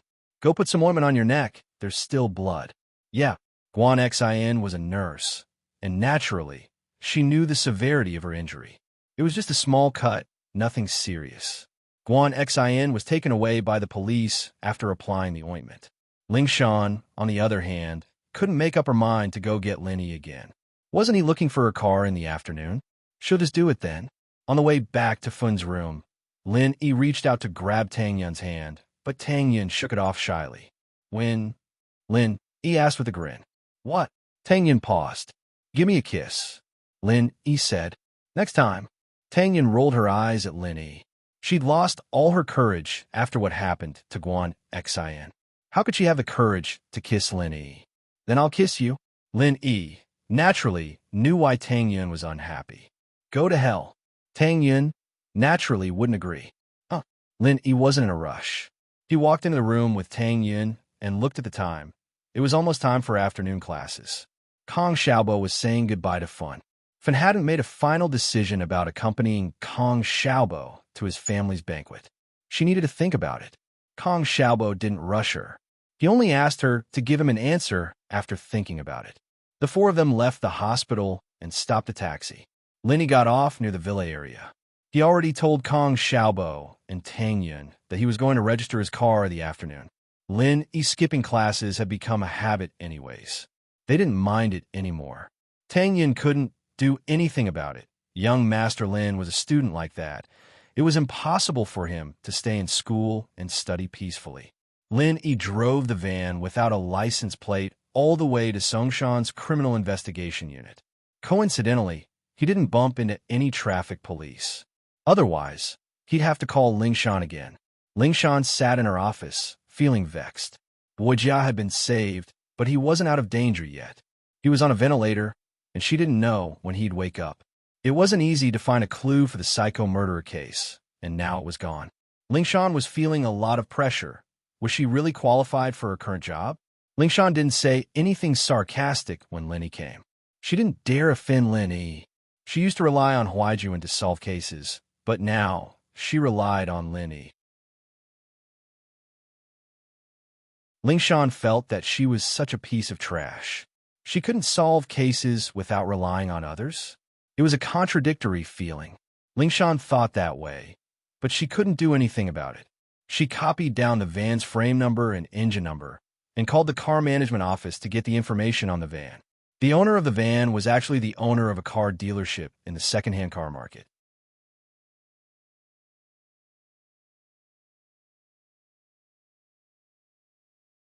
Chapter 296. A date at night, the owner of the car dealership waited for a couple of days, but Heibao didn't show up. He called the phone Heibao, left behind, but it was turned off as well. Ling Shan didn't bother explaining after hearing the owner's words. She told him to come to the police station and accompany Lin Yi to the car dealership. As long as the car wasn't stolen, Ling Shan didn't care where Lin Yi got it from. All right, you're done here. Can you fill in your statement? Ling Shan said as she took out her notebook for Lin Yi. Forget it. Make one up yourself. The credit's all yours anyway. I don't want any of it. Lin Yi said. No. Ling Shan refused flatly. Lin Yi had killed Guanya in front of so many people. How could she give the credit back to him? What would people say then? Let me make a call. Lin Yi couldn't be bothered with her. He dialed Huaijuan's number and handed the phone to Ling Shan after a few words. Listen. Ling Shan took the phone from Lin Yi and listened to Huaijuan's voice. She wasn't too happy with the order, but she still nodded obediently. Got it, Chief Yang. Ling Shan frowned as she handed the phone back to Lin Yi. Just what was this guy's relationship with Huaijuan? The selfless Huaijuan's image in Ling Shan's heart crumbled the moment he got involved with Lin Yi. All right, you can leave now, Ling Shan said decisively. Since Huaijuan said that the credit was hers, then it was hers. The criminal police were all old subordinates of Huaijuan, and no one would object if Huaijuan gave the word. Don't come looking for me next time if you're going to be like that. Lin, he was a little pissed as well. He was a special agent, and he didn't even pay for it. What was with this attitude? Ling Shan glared at Lin Yi, not saying anything. What the hell are you so cocky for? Do you think you're invincible? If there's something you can't solve later, just wait and see how I'll mock and ridicule you. For now, I'll endure it. Lin Yi didn't force Ling Shan to say anything. To him, it didn't matter if she said anything or not. After leaving the police station, Lin Yi saw a fat guy looking left and right at the entrance of the police station. Mr. Wang. Lin Yi walked over and asked. Yes, it's me. Wang Mingri greeted him with a smile. You're Captain Song's friend, right? Shall we transfer the ownership right now? Oh, let's go. Thank you, President Wang. Lin Yi nodded. Although Wang Mingri saw that Lin Yi wasn't the person who bought the car that day, since Captain Song of the criminal police team called, this person shouldn't be a problem. Captain Song wouldn't scam him for a 10,000 kwai car. So Wang Mingri didn't ask any questions and went to the car management office to help Lin Yi. Before leaving, he gave Lin Yi a business card, telling him to call him if Lin Yi wanted to buy a car in the future. Whether it was a new car or an old one, Wang Mingri knew people who could help. Lin Yi thanked him and put the business card away, getting ready to drive to school. This car was Lin Yi's private property now. He didn't need to ask for Ming Yao's permission to drive it to and from school every day. Lin Yi's phone rang before he even reached school. He took it out and saw that it was Xu Amin's number. Grandpa Guan. Lin Yi quickly picked up. What are you busy with? Xu Amin's voice came from the other side of the phone. Nothing. I'm driving to school. What's up, Grandpa Guan? Lin Yi asked. Do you have time tonight? My granddaughter is on leave tomorrow, so I'll get her to cook a few dishes and we'll have a drink. Xu Amin hadn't discussed medicine with Lin Yi in a long time, so he couldn't hold it in anymore. He didn't call Lin Yi, and Lin Yi didn't come looking for him. He had no choice but to thicken his skin and call Lin Yi. Tonight? Sure. Lin Yi had wanted to talk to Xu Amin about the idea of setting up a medical company, but he didn't have the time. Naturally, Lin Yi wouldn't reject Xu Amin's offer, since Xu Amin was calling him today. It's a deal then. I'll be waiting for you at home on time. Xu Amin was very happy to hear that Lin Yi had agreed to come. No problem. I'll be there on time. Lin Yi smiled. After hanging up on Lin Yi, Xu Amin called his granddaughter, Guan Xian. Guan Xian had just finished her statement and was given a few days off by the director, telling her to go home and get some rest. Guan Xian's words, "Don't worry about me. Hurry up and shoot. The patient in the room was stabbed by him. His life will be in danger if we don't save him now," had spread like wildfire in the hospital. Even the media came to interview her. Director Qin was very happy, his face beaming like a blooming flower. Nowadays, many reporters like to report negative things about the hospital, and Director Qin was very angry about it. But after Guan Xian's incident, Director Qin didn't back down. Who would dare say bad things about our hospital now? Our nurses were the best, and when faced with a life-threatening situation, the first thing they thought of was the patient's safety, not themselves. Of course, other than that, no one knew the details of Guanya's death. Only the police were there, and the others could only stand far away. They could hear Guan Xian scream, but they didn't know that it was Lin Yi who killed Guanya. Director Qin wanted to take care of Guan Xian because her father was a shareholder of the hospital, but he couldn't find a good reason to do so. After all, he had to make sure that the person he was promoting was convinced, right? But this time, he was going to make an exception to promote Guan Xian, and no one would say anything against it. She was such an excellent nurse. Who else would he promote if not her? While giving Guan Xian a day off, Director Chin had already decided to hold a meeting with the hospital's leaders in the afternoon to discuss Guan Xian's personnel changes. Wasn't the old head nurse in the inpatient department about to retire? Let's promote Guan Xian to vice head nurse first, and then wait for her to take over. As for whether Guan Xian could achieve greater things in the future, that would depend on herself. Guan Xian had just left the hospital and was about to go home when her phone rang. She took it out and saw that it was a call from her family. Guan Xian froze. Did Grandpa find out about her injury?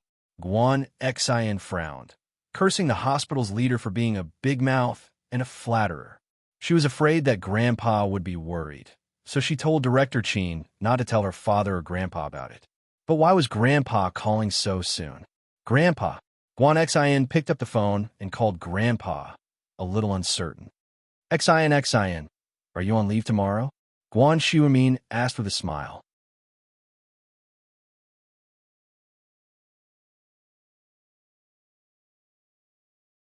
Chapter 297. Guan Xian's thoughts. Ask old Chin for a day off later and go home early. Guan Xiaomin said with a smile. Go home early? What's up? Guan Xian paused. It looked like her grandfather really didn't know what had happened to her, nor did he know that she'd been asked to go home. A friend's coming over tonight, the handsome young man I told you about. He's so young, but his medical skills are amazing. Guan Xiaomin smiled. I'd like to introduce you two to each other. He's about the same age as you, so you two should have something in common. Oh, Guan Xian lost interest as soon as she heard that. Lin Yi's figure floated in her mind once more. Guan Xiaomin didn't see Guan Xian's expression, so he thought she was shy when he heard her reply. Then it's settled. When you get back, I'll have Annie Lu buy some groceries with you. Make a few of your specialties tonight and leave a good impression. Annie Lu was Guan Xiaomin's nanny, responsible for taking care of her grandfather's daily needs and buying groceries. Guan Xian was a bit reluctant, but it wasn't right for her to not give face to someone her grandfather respected. Getting to know him was fine, but getting to know him was out of the question. Lin Yi parked the car at the food street behind the school. A man with a fierce face walked up to Lin Yi as soon as he got out. Hey kid, don't park here. School's almost over, and there's a stall here. The fierce-looking man was a stinky tofu vendor on the food street, and Lin Yi had parked at his brother's stall. His brother hadn't come yet, so he couldn't let anyone else take his spot. Lin Yi frowned. He didn't think there'd be so many problems with parking. This food street belonged to his family? Even the traffic police hadn't said anything about parking here, and here someone was looking for trouble. The fierce-looking man jumped when he saw Lin Yi raise his head. Fuck, he'd gotten himself into trouble. Master Lin, it's fine, just park here. It's fine, it's fine. The ferocious-looking man had clearly seen how Lin Yi had dealt with Zhang Biaoqiao that night. How could he dare to provoke such a person? Lin Yi shook his head, feeling a little amused. Just a moment ago, he was so fierce, but in the blink of an eye, his face changed. Then I'll stop here. It will stop here every day. No problem. Young Master Lin, I asked my brother to change seats. How could I affect your parking? Don't worry, I'll help you look after your car. I guarantee that no one will dare to scratch your car. The fierce man patted his chest and guaranteed. It wasn't a big deal for his younger brother to change the location of his stall, but if he angered Lin Yi, it would be a big problem. When he returned to class, he was just in time for the last self-study period. Seeing that Lin Yi was back, Kong Xiaobo immediately went over. Boss, you're back. I want to talk to you about something. Talk about something? What's the matter? Say it. Lin Yi looked at Kong Xiaobo and didn't know what he wanted. Can you lend me 200 yuan? Kong Xiaobo said, with some embarrassment. 200 yuan? What do you want? No way. You don't even have 200 yuan? Lin Yi was a little surprised. Ha! I spent a bit too much this month. I always went to see Xiaofan and bought a lot of snacks. Kong Xiaobo was a little embarrassed. It's the end of the month. I don't have any money. I'll pay you back next month when I get my allowance. Oh, it's fine. You can use it. Lin Yi gave Kong Xiaobo 200 yuan. Lin Yi still had this bit of money. I'm thinking of buying a cheaper phone for Xiaofan. 200 yuan is enough, Kong Xiaobo said. Otherwise, It's not convenient to contact her. Heh. Lin Yi smiled. You keep the 200 yuan to spend. I'll pay for the phone. You're giving her a gift. No matter what, you have to buy a decent one. You can't just buy a 200 yuan phone, right? Heh, thank you, boss. I won't be polite. When I'm rich in the future, I'll repay you. Kong Xiaobo didn't refuse and directly took it. I also want to buy a phone and also one for Tang Yin. Lin Yi said, tomorrow afternoon, let's go to the phone shop together. Okay. All right. Boss, can you lend me your phone again? Kong Xiaobo whispered. What do you want to see? Yushu or Mingyao? Lin Yi gave his guy a knock on the head. You already have Xiaofan. Don't think too much. You can even see through this. Kong Xiaobo was a little embarrassed.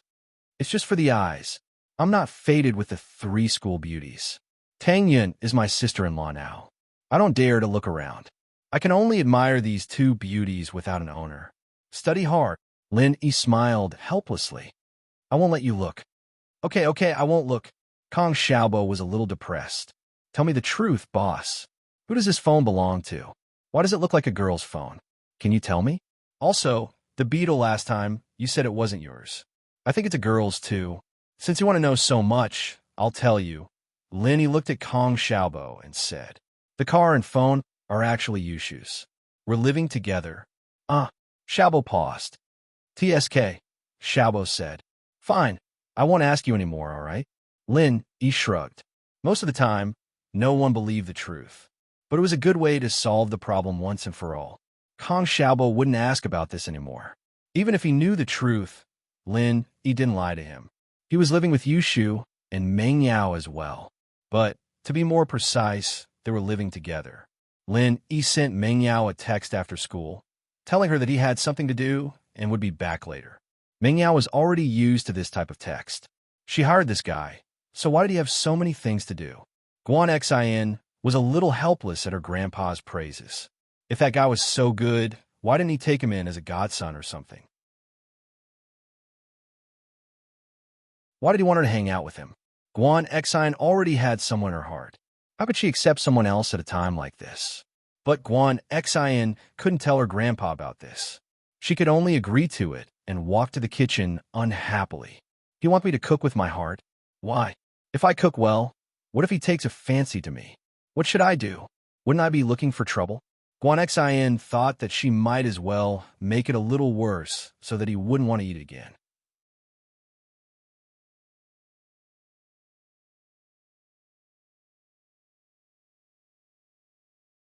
Chapter 298. Chapter 298. Guan Shiwuming's selfish motives. Guan Xin was born into a family of scholars and doctors. House Guan was now on the same level as some of the bigger houses, but Guan Xin didn't have any of the bad habits of a rich young miss. Her parents were busy with work, and her father was a shareholder of the hospital, but his company was out of town. It was rare for him and his mother to come home.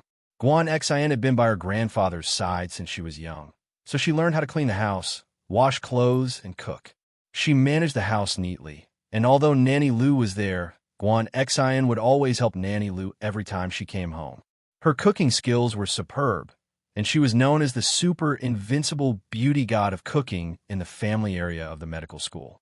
Whenever Guan Xin cooked, her grandfather's old friends would shamelessly come over to eat with her. Guan Xion's cultured and refined demeanor made her the object of admiration for all the boys her age in the medical school's family area. However, the Guan family's strict upbringing forbade dating before graduation, so many admirers were deterred from pursuing her. Guan Shiwuming, on the other hand, entered society and started working after graduation. It was just that Guan Shiwuming's reputation was getting bigger and bigger, and those old friends who came to visit him stopped bringing it up. Guan Shiwuming's reputation was now on the same level as the bigger houses, and no one knew if Guan Xian would marry into a rich family. But Guan Xian was a good wife and loving mother. She was definitely the first choice for a rich family's daughter-in-law. Guan Xian breathed a sigh of relief. She'd just graduated, and her career hadn't even started yet. How could she be in the mood for a relationship? But even if she wasn't in the mood, there were times when love couldn't be stopped. When Guan Xian had first developed feelings for Lin she found it strange and inconceivable. It was the first time she developed feelings for a boy, and the old Guan Xin had even thought that there was something wrong with her sexual orientation. Perhaps she was just a little late in her development? Guan Xin comforted herself, but she felt that there was no longer any possibility between her and Lin Yi. She'd fantasized about it, but reality was reality. Guan Xin had chosen to run away from him the first time she saw him. But after running away, she couldn't help but want to see Lin Yi again. It was a conflicted feeling. She knew that it was impossible, but she still wanted to see him. It was like a moth flying into a flame. It was somewhat impulsive and irrational, but it was uncontrollable. Xin, do you need Annie Lu's help? Annie Lu's voice came from outside the kitchen. After tidying up the house, Annie Lu came to help Guan Xin in the kitchen. No need, I can do it myself. Guan Xin rejected Annie Lu's offer of help, but she couldn't let Annie Lu come. If Annie Lu saw her cooking secret, she'd definitely stop her from messing around. Auntie Lu didn't think much about it. She knew that Master Guan was going to introduce a handsome young man to Guan Xin. Annie Lu thought that Guan Xin was tempted and wanted to show off her invincible cooking skills. If someone were to help, how would they show off the super invincible young god of cooking in the universe? One had to admit that Guan Xion's cooking skills were excellent. Even though the seasoning was messed up, the dishes were still delicious and tasteless. If one didn't taste it and just looked at the appearance, it would definitely make one salivate. Whether it was the color or the fragrance, they were all excellent. But after one taste, one would find that every dish was either salty, sour, or sweet. In short, none of the dishes had a normal taste. Before Guan Xian took the dishes out of the wok, she would add a random seasoning to the dishes. Guan Xiumin looked at Guan Xian, who was busy cooking, and he was happy. Such a virtuous, beautiful, gentle, and well-mannered granddaughter should be able to make Lin Yi enjoy it so much that he forgot to go home, right? If Guan Xian came to his house a few more times, all the medical problems he had would be solved by her. If Guan Xiumin could become his grandson-in-law, the Guan clan would be prosperous for the next 100 years. Although the Guan clan status was comparable to the big houses, and even the heads of the big houses were respectful to them, Guan Xiumin knew very well that it was all because of him. He was Miracle Dr. Guan, and that was why the Guan clan status was so high. Everyone would die one day, and knowing a miracle doctor was the same as having a guarantee of life. This was also why the Guan clan status had risen so quickly these past few years. But if Guan Xiumin was gone one day, the Guan clan status would plummet. Without a miracle doctor, the Guan clan would be no different from a normal small family. Although Guan Xiumin wasn't someone who cared about fame and fortune, he could not think about his children and grandchildren. Especially his granddaughter, Guan Xiumin was even more worried about her. Finding a good husband for her had become his main concern. Looking at Lin, he reminded him of Guan Xian. If his granddaughter could be with Lin Yi, then the Guan clan's reputation wouldn't fall because of his passing, but would instead rise. Guan Xiumin knew very well what kind of miracle doctor was he. Lin Yi was the miracle doctor, and that miracle doctor he met 20 years ago. That was the real deal. His eldest son's family had settled in Yanjing, living a wealthy life. His youngest son and his wife were busy with business, and only their daughter Guan Xian was by their side. Guan Xiumin didn't have much to worry about with his two sons. His eldest son didn't have any skills, but he made quite a bit of money through Guan Xiumin's connections, enough for them to live the rest of their lives. Guan Xiumin didn't have a good impression of his eldest son, and he didn't want to return to a small place like Songshan ever since he'd been exposed to the upper class. He only came back once during the holidays, which disappointed Guan Xiumin quite a bit. His youngest son, on the other hand, came back often and was a righteous person, albeit a bit old-fashioned. He relied on his own ability to do business and never mentioned Guan Xiumin's name outside. Logically speaking, with his youngest son's personality, if he didn't have any background or backing, he would definitely be disadvantaged in society. However, his luck wasn't bad. In his early years, he met a benefactor, a legendary figure. Unfortunately, this person also disappeared from everyone's sight in the same year as the genius doctor who had taught Guan Xiumin, becoming a legend. Xiang, there's no need to make so many dishes. It's enough to eat. Guan Xiumin was a bit puzzled as he watched his granddaughter run around, preparing a table full of delicacies. Had his granddaughter really grown up? Was she starting to care about her marriage? Was she going to show off in front of this young man?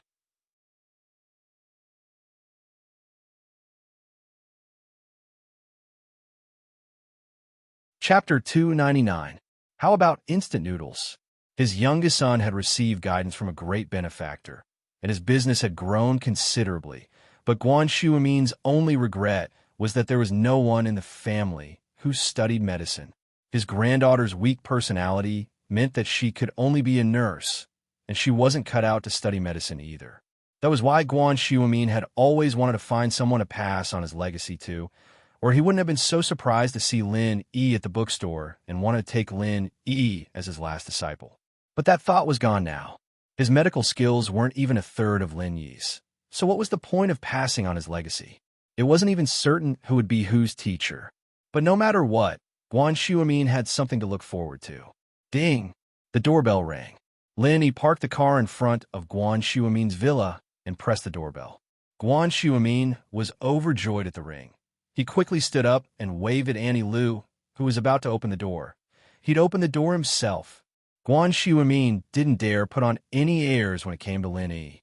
There was no such thing as learning, and Lin Yi was better than him. Lin Yi, you're here, Guan Xiumin said happily when he opened the door and saw Lin. Ah, nice to meet you, Grandpa Guan. I came right after school and didn't bring any gifts, so please don't mind me.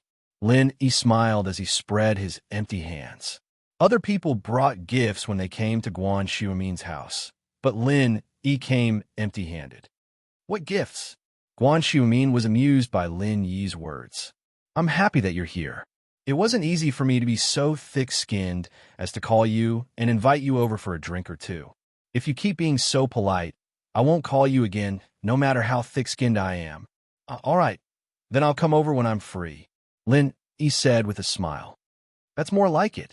Guan Xiumin nodded matter-of-factly.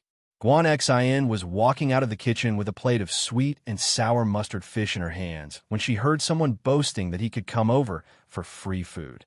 She wasn't happy at all. Who are you? You're here to freeload? Did he really not treat himself as an outsider? All right, since you came to eat, I'll let you eat your fill. Let's see if you dare to come again next time. Tonight's sour, sweet, bitter, spicy, and numbing feast will definitely be fresh in your memory. However, the voice sounded familiar. Had it been to his house before? Guan Xian frowned, but didn't pay much attention to it. She was just about to put the fish on the table when she looked up and froze, almost dropping the fish on the floor. Lin Yi? Guan Xian's eyes widened in disbelief. Why was he the one who wanted to freeload all the time in the future? Guan Xian? Lin Yi was startled. What was Guan Xian doing here? He suddenly remembered what Guan Xiumin had said about his granddaughter. Could Guan Xian be his granddaughter?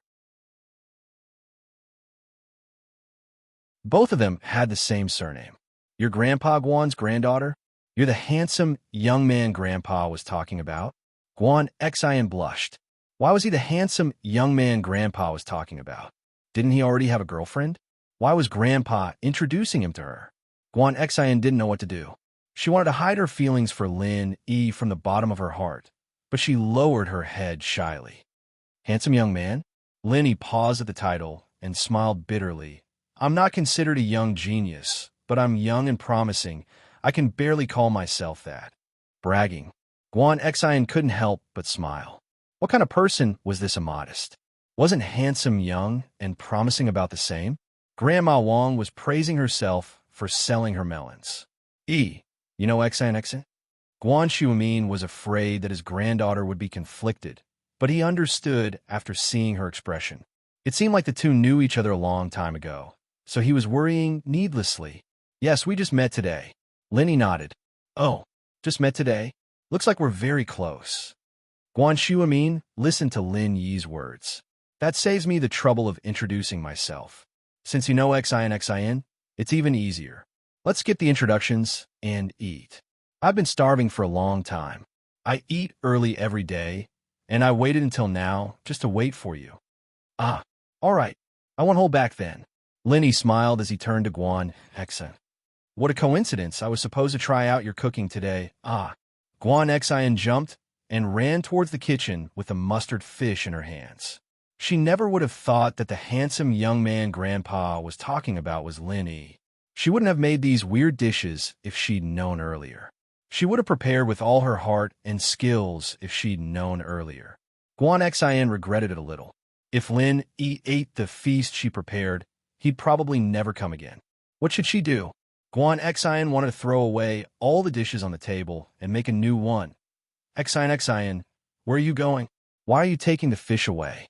Grandpa loves sweet and sour fish the most. Bring it back. Grandpa can't wait. Guan Shuamin waved his hand at Guan Xin. I'm going back to the pot. The dishes are cold. I'm going back to the pot. Guan Xin said as she tried to grab the other dishes from the table. She could just throw them away and make a new one. There were still some ingredients left, so she could make as much as she could. Back to the pot? Back to what pot? It's not cold, it's steaming. Stop messing around and put it down. Guan Shuamin was confused by Guan Xin's actions. What was she doing? Guan Xin didn't have a choice. She reluctantly put down the dishes and the sweet and sour fish. All right, Xin, you sit down too. Let's eat together. Guan Shuamin couldn't wait to open a bottle of Mao Tai and pour a cup for Lin Yi before pouring one for himself. All right. Guan Xin was reluctant. But there was nothing she could do. She sat down with a sad face. I've heard from Grandpa Guan that you're a great cook. The dishes on the table are delicious. Let me try them. Lin Yi smiled as he picked up his chopsticks. Grandpa, I have an idea. Why don't we eat instant noodles? Drinking wine and eating instant noodles is delicious, right? What do you think? Guan Xin suddenly stood up. I haven't had instant noodles in a long time. Why don't we throw away all the dishes?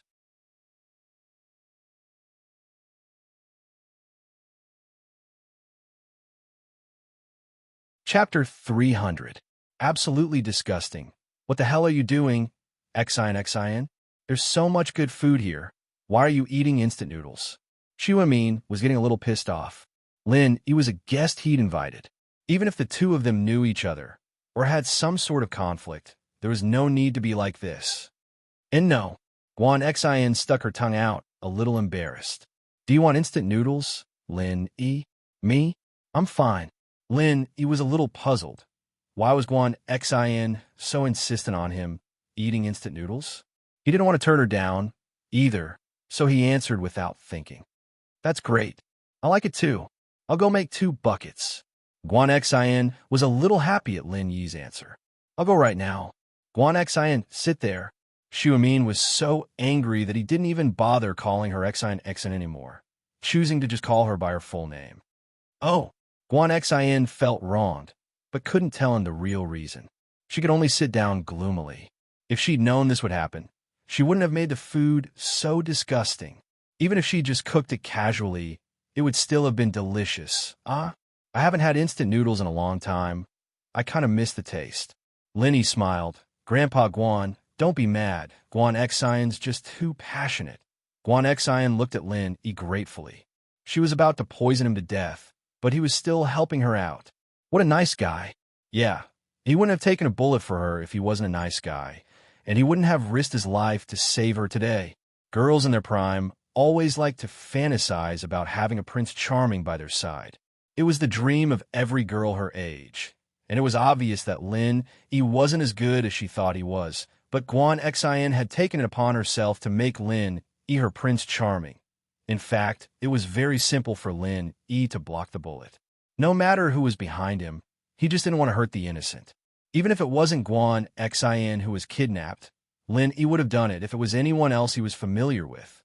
If Guan Xian knew that Lin Yi acted so quickly in exchange for a kiss from Tang Yin, what would she think? Looking at his granddaughter's grateful expression towards Lin Yi, Xu Amin was even more surprised this time. These two didn't seem to have a conflict, did they? What kind of relationship was that? Why is Xin acting so weird today? Lin Yi actually cooperated? All right, let's not talk so much. Since you're familiar with it, let's eat it. I'll go first. Guan Xiaomin picked up a piece of sweet and sour fish with his chopsticks. Guan Xian wanted to stop him, but it was too late. She could only grimace and wait for her grandpa's scolding. This fish is very tender, not bad. Uffed. Guan Xiaomin's eyes widened as he spat out the fish in his mouth. He gasped, "What's in it?" I am my old life. Xiaomin thought that the fish was soft and tasty when it first entered his mouth, but the next moment, a wave of spiciness rushed to his nostrils and almost made him cry. Grandpa. I'm sorry. Guan Xian hurriedly passed a bottle of water to Xiaomin. I accidentally knocked over the mustard. Knocked over the mustard? Xiaomin took a sip of water to catch his breath. Then why did you bring it here? Didn't you kill Grandpa? I said I was going to cook it again. Grandpa, you didn't let me. Guan Xian said carefully. All right, forget it. We'll pass on the sweet and sour fish. Have Auntie Lu take it away. We'll eat something else. Xiaomin waved his hand helplessly. I'm sorry. I made a fool of myself in front of you. Come, let's eat something else. Xian isn't usually like this. She might have been a bit careless when she heard that a handsome young man like you was coming. She's pretty good at cooking. Why don't you try some? Lin Yi looked oddly at the sweet and sour fish Auntie Lu was taking away. Knocked over the mustard? Lin Yi picked up his chopsticks and picked up a piece of stir-fried pork with bamboo shoots. He was just about to eat when Guan Xian said, Wait, ? Lin Yi turned to Guan Xian. Ugh, let's just eat instant noodles. Guan Xian said weakly. Lin Yi had a rough idea of what was going on by now. He stuffed the bamboo shoot into his mouth. It was very salty. Lin Yi picked up a few dishes closer to him and tasted them. They were either too sweet or too spicy. None of them were tasty. What do you think? Not bad, right? Guan Xiaomin, on the other hand, was waiting for Lin Yi's praise. As long as he had Lin Yi's appetite, he wouldn't have to worry about Lin Yi stopping by to discuss medical matters with him. It's not bad. Lin Yi smiled bitterly. Xiaomin paused. Wasn't Lin Yi's expectations a bit too high? And this was just not bad. Which of his old friends didn't praise his granddaughter, Xian's cooking? Even their children and grandchildren were shameless enough to come here. For free meals, his granddaughter was hailed as the invincible beauty goddess of cooking in the family quarters. But since it was Lin Yi who said it, Xiaomin couldn't argue with him. After all, Lin Yi was his teacher now. Haha, Yi, your taste is pretty high. This old man thinks it's not bad already. Xiaomin said as he picked up another dish. High taste? That's high. Lin Yi smiled bitterly. He'd already made up his mind by saying that it was okay, but he'd said something against his will. Uffed. Xiaomin spat out a mouthful of stir-fried pork with bamboo shoots. He quickly drank a mouthful of water and said, Xian, did you kill the salt cellar? Guan Xian lowered her head in embarrassment, not daring to look at her grandpa and Lin Yi. Today was too embarrassing. Xiaomin quickly tried a few other dishes with his chopsticks and spat them out again. He finally understood that Lin Yi's not bad was already praising today's food. Today's food couldn't even be described as bad. It was unbelievably bad. Xn, this food. Xiaomin's eyes widened. You don't usually cook like this, ah? Grandpa Guan, maybe Xn was frightened today. Lin Yi wanted to say a few words to comfort Guan Xian, but she cut him off. Guan Xian didn't want her grandpa to know what happened at the hospital today. It'd make him worry, so she cut Lin Yi off and said her real purpose. Grandpa, I'm sorry. I actually did it on purpose. On purpose? You made it this bad on purpose? What's going on? Xiaomin blinked, not expecting Guan Xian to say that.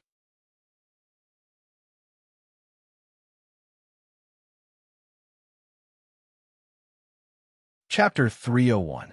Xine's Bias. I think he wouldn't want to come back after tasting my cooking. He's afraid of being poisoned. Guan Xin explained sheepishly.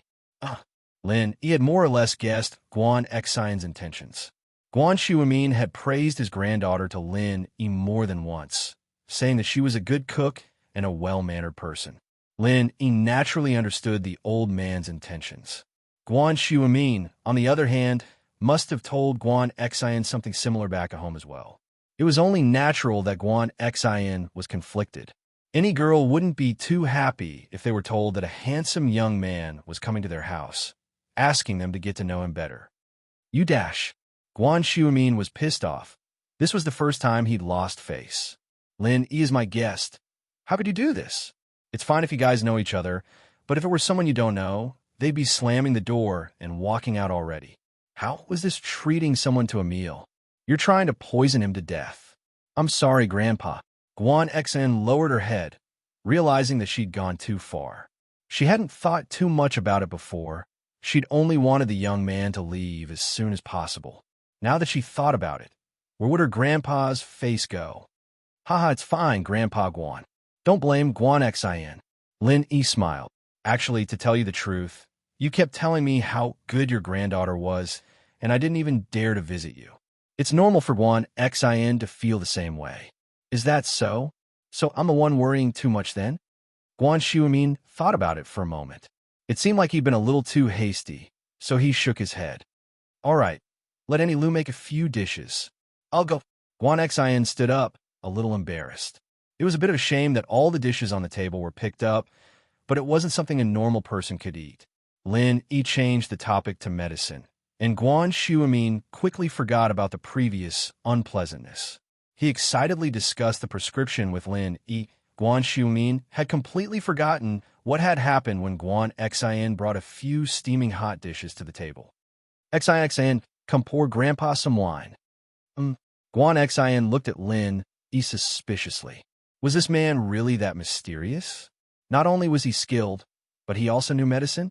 It wasn't easy for a person to receive such high praise from his grandfather. Guan Xion's subsequent dishes were quite ordinary. A plate of scrambled eggs with green onions, a plate of mushrooms, a plate of tofu, a plate of cucumber, and a bowl of sour and spicy egg soup were all served piping hot. 4 ordinary home-cooked dishes and an ordinary soup were cooked to perfection in Guan Xion's hands. Try it again this time, Guan Xion said to Lin Yi, a little embarrassed as she poured wine for her grandfather. Lin Yi nodded and picked up a piece of mushrooms with his chopsticks. He thought to himself. She's actually catching up to my level. How is it? Guan Xion didn't know if Lin Yi's was good or bad. She looked at Lin Yi nervously, waiting for his answer. But for these home-cooked dishes, Guan Xion had given her all, bringing out the young divine chef's abilities to the extreme. I didn't think home-cooked food could be this good. Lin Yi praised. Old Lin always praised him like this. Then, eat more? Guan Xion was a little happy. She pursed her lips into a smile. Try something else, okay. Lin Yi nodded and put a few more mouthfuls from the other dishes into his mouth. Grandpa Guan, I finally know that what you said before was true. Guan Xion really is the young divine chef. That's right. Guan Shuamin nodded. So, if you want to eat more, you'll have to come here often. No problem. Lin Yi nodded happily. Shuamin had a taste of Guan Xion's new dishes, frowning as he took a bite. Xion, aren't you being biased? I've tried these dishes before. Why aren't they as good as today's? It looks like Lin Yi's treatment is different now that he's here. The poison dishes from before are upgraded to delicious food that even I've never tasted before. Grandpa, Guan Xion was a little embarrassed by Shuamin's words. Li, it looks like you'll have to come more often. This old man will have to enjoy the delicious food with you. Guan Shuamin smiled. I'll definitely come more often. Lin Yi nodded. He was here because of Guan Shuamin's invitation, but also because he wanted to discuss the medical company with Guan Shuamin. If that were to happen, he'd have to come here more often. Guan Xion was a little embarrassed as she looked at Lin Yi. She was a little surprised, but also a little lost. It seemed like she had a chance again. If he came here more often, then their relationship would definitely improve. But was this the right thing to do? After dinner, Guan Xin went to clean up the dishes while Lin Yi and Guan Xiumin went upstairs to Guan Xiumin's study. Lin Yi's expression returned to a serious one as he closed the door. Grandpa Guan, I actually have something important to discuss with you this time. Oh, what is it? Guan Xiumin paused. He didn't think that Lin Yi would have something to discuss with him. He'd originally wanted to discuss the condition of Lu Tiany's father, Lu Zhenhu, with Lin Yi. Guan Xiumin could barely control Lu Zhenhu's angina, but couldn't cure it. So he wanted to discuss it with Lin Yi and see if there was anything he could come up with. But since Lin Yi had something to discuss, he'd talk about Lin Yi first. Grandpa Guan, I'd like to start a medical company and sell some Chinese medicine. Lin Yi got straight to the point. I'd like to borrow your title as Miracle Dr. Guan. Oh, you want to start a medical company? Guan Xiumin paused, but didn't really care about what Lin Yi said. There are a lot of medical companies in the country right now. If I don't have any special medicine, I won't be able to make much of an impact with just my name alone. If Dr. Kong can use Golden Creation to become one of the top medical companies in the country, why can't we? Lin Yi smiled nonchalantly. He has Golden Creation, so we can make rejuvenation pill and blood clotting powder. There are a lot of similar names in wuxia novels anyways. Oh, Guan Xiumin paused. You have the recipe for Golden Creation?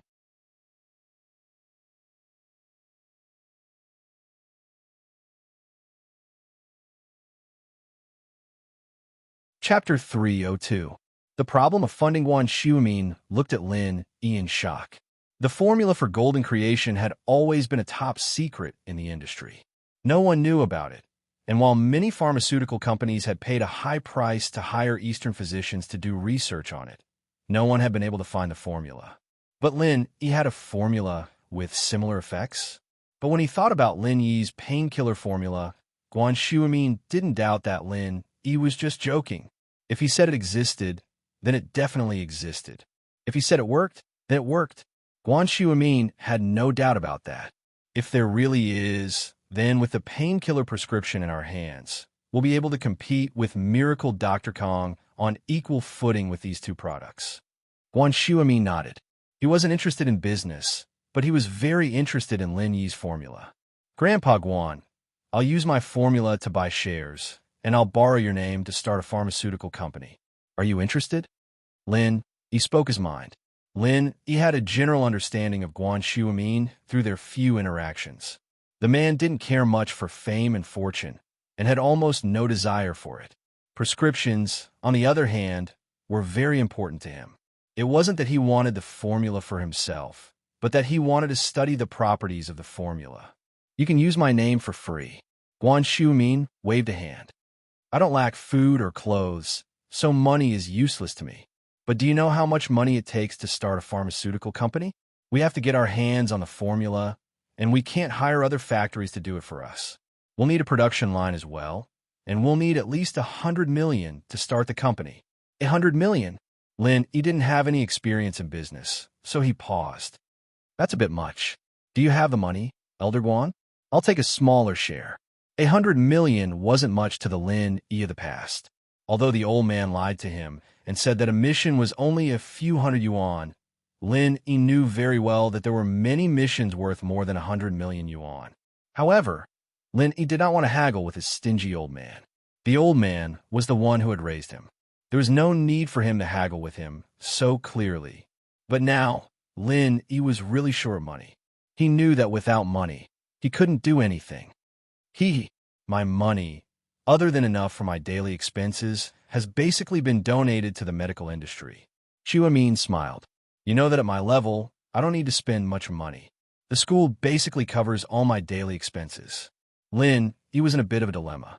It seemed that his thinking was a bit too simple. He thought that he could make money with the formula, but he didn't think about the startup capital. If it was an investment, Lin Yi could pull it in. He could talk to Pingzhan about the prospects of this industry. He was sure that the guy would be interested, but his company's internal problems weren't solved yet. Lin Yi didn't want to give the formula to a company he had no confidence in. It wasn't that Lin Yi didn't trust Pingzhan, but the problem was that the company might not even belong to Pingzhan in the future. Even if it did belong to Pingzhan, those bastard shareholders of the company were even capable of assassinating Meng Yao. There was no telling if they'd be jealous of the recipe or not. My eldest son does have the money, but I won't use it. Xu Amin continued after seeing that Lin Yi wasn't saying anything. He's a bit greedy. We can't let him participate in this. Oh, Lin Yi paused. He wasn't expecting Xu Amin to say that. Normally, people would think of their children first when there was something good, but Xu Amin had rejected the possibility of letting his eldest son participate. Haha, he already has enough money to spend. I don't want to hurt him. My youngest son, Xin's father, is running a temporary business. He does have some money on hand, but his company isn't very big. I estimate that the total value of the entire business is only 200 to 300 million. He doesn't have that much liquid capital. So, I don't want either of them to participate in this. I'm still healthy, so it's not a big deal. But in the future, Xu Amin didn't continue, but he believed that Lin Yi would understand what he was trying to say. Indeed, Lin Yi understood Xu Amin's words. Lin Yi was shocked. He knew that Xu Amin was a righteous old man who didn't care about fame and fortune, but he didn't think that the guy would be this insightful. He'd removed his 2 family members from the equation as soon as Lin Yi mentioned the idea of a partnership. Grandpa Guan, it's not a problem to give them some shares. Lin Yi said, a little embarrassed. No need. Xu Amin shook his head. Don't talk about them. I don't even want the shares. Lin Yi was stunned. How can you do that? How can I borrow your reputation? You brat. Let me finish. Xu Amin didn't know whether to laugh or cry at Lin Yi's words. I haven't finished yet. Okay, Grandpa Guan, go ahead. Lin Yi was familiar with Xu Amin now, so he wasn't as restrained as before. In fact, the two of them had become good friends since the last time they talked about medical problems. Xin is my favorite granddaughter. If it's possible, you can just give her a small part of the shares. Xu Amin said, it doesn't need to be much, just enough for her to live in the future. Of course, that's not a problem.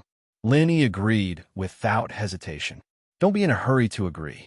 You still have to think of a way to start your own business.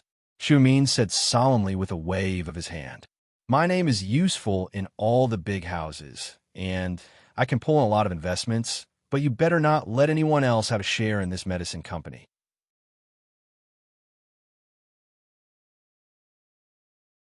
House Kang's Golden Creations profits are enough to make people jealous, but there's nothing we can do about it. They're managing it like a family, and no outsiders are involved. Xu Amin continued. As long as Elder Kong is still alive, there won't be any problems.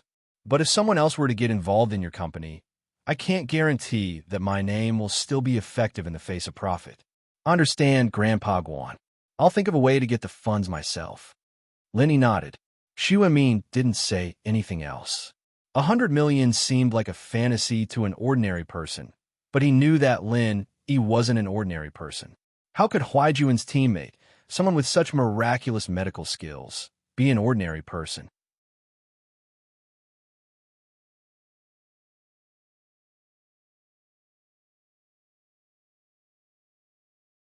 Chapter 303. The Young Miracle Doctor, It's Useless. Lin Yi waved his hand, not looking at the patient. Since it's your patient, Grandpa Guan, I'll take a look with you. All right, I'll call him and ask him to come over. Guan Xu Amin nodded. Lin Yi was right. Seeing the patient wasn't as direct as looking at the patient. Having Lin Yi with Elder Lu was much better than doing research on his own. Oh, the patient's nearby? Lin Yi asked, surprised. Yeah, he lives in this district. It's only a few minutes' drive. It'll be quick. With that, Guan Xu Amin picked up the phone on his desk and dialed a number. In the family compound of Songzhan Medical University was a luxurious villa that was comparable to Guan Xu Amin's mansion. A young man in his 20s was talking angrily to a middle-aged woman.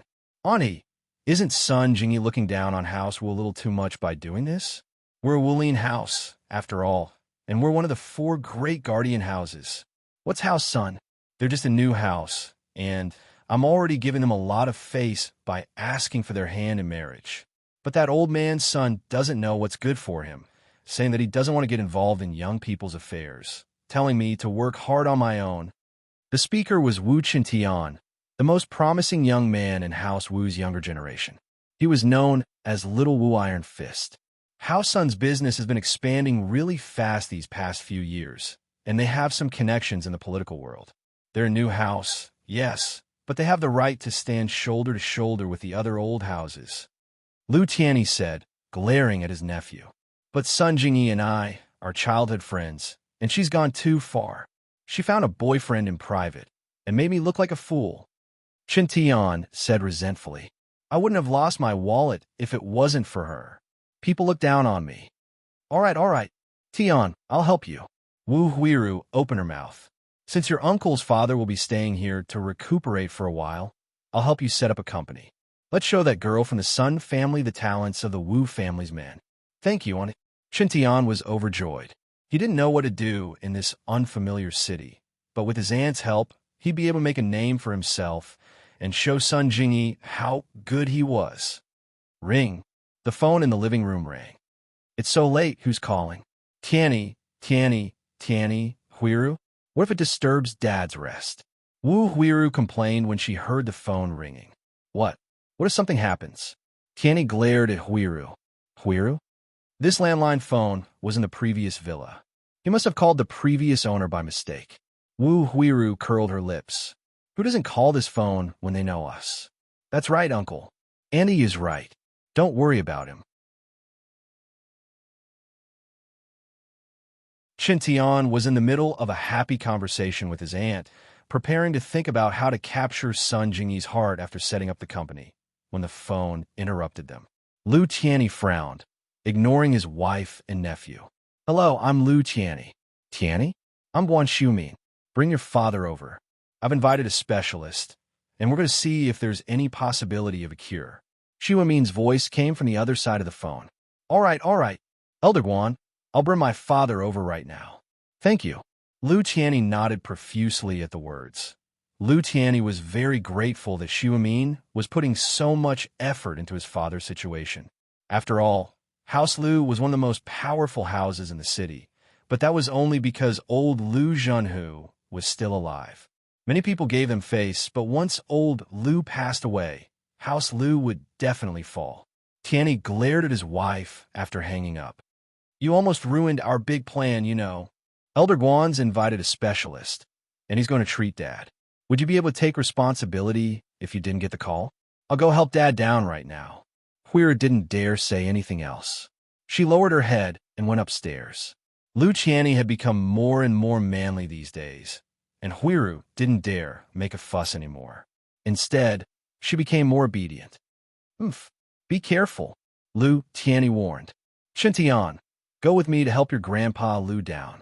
Huiru gave Qin Tian a look. Old Lu was a big shot, and if he fell in love with Qin Tian and spoke up for Qin Tian at House Sun, old Sun wouldn't just give him face. Qin Tian understood and followed his aunt upstairs. 10 minutes later, old Lu Zhenhu came down with the help of Huiru and Qin Tian. Lu Tianyi had already parked the car in front of the villa, waiting for them to get in before driving straight to Xiumin's villa. Zhenhu was no longer sleepy after hearing that a specialist was coming to treat him. His heart was filled with hope. Even an old man in his 70s would want to live a few more years. It wasn't that Zhenhu was afraid of death, but that he couldn't let go of the Lius. Auntie Lu opened the door for them and invited the Lius into the villa. Xiumin and Lin Yi were waiting on the sofa in the living room, but Lin Yi paused when he saw Zhenhu and Lu Tianyi. He didn't expect the patient Xiumin was talking about to be Zhenhu. Lu Tianyi's family also saw Lin Yi on the sofa. They paused as well, but Zhenhu and Lu Tianyi's faces lit up with excitement. Xiumin had found this miracle doctor. Did that mean that his father's illness could be cured? But Qin face was very ugly. He didn't expect to see Lin Yi here, nor did he expect Lin Yi to be sitting with miracle Dr. Guan, who was treating Grandpa Lu. He wanted to say something, but held it in. This wasn't House Wu or House Lu. After all, it wasn't his place to speak. He could only look at Lin E with hatred. Miracle Doctor. I didn't expect to see you here. It's great. Lu Qianni was a little excited as he walked up to shake Lin Yi's hand. Lu Qianni regretted it when he heard Xu Amin praise Lin Yi so much. He was in too much of a rush that day, and he didn't leave his contact number with Lu Qianni. You're tuning into the Romance Rendezvous YouTube channel. We're so grateful for your support, and don't forget to subscribe to join us on this incredible journey through captivating stories. Your generosity through donations truly makes a world of difference, as it's the primary source of revenue that allows me to expand and enhance this channel for you. Thank you from the bottom of my heart for being a part of this adventure.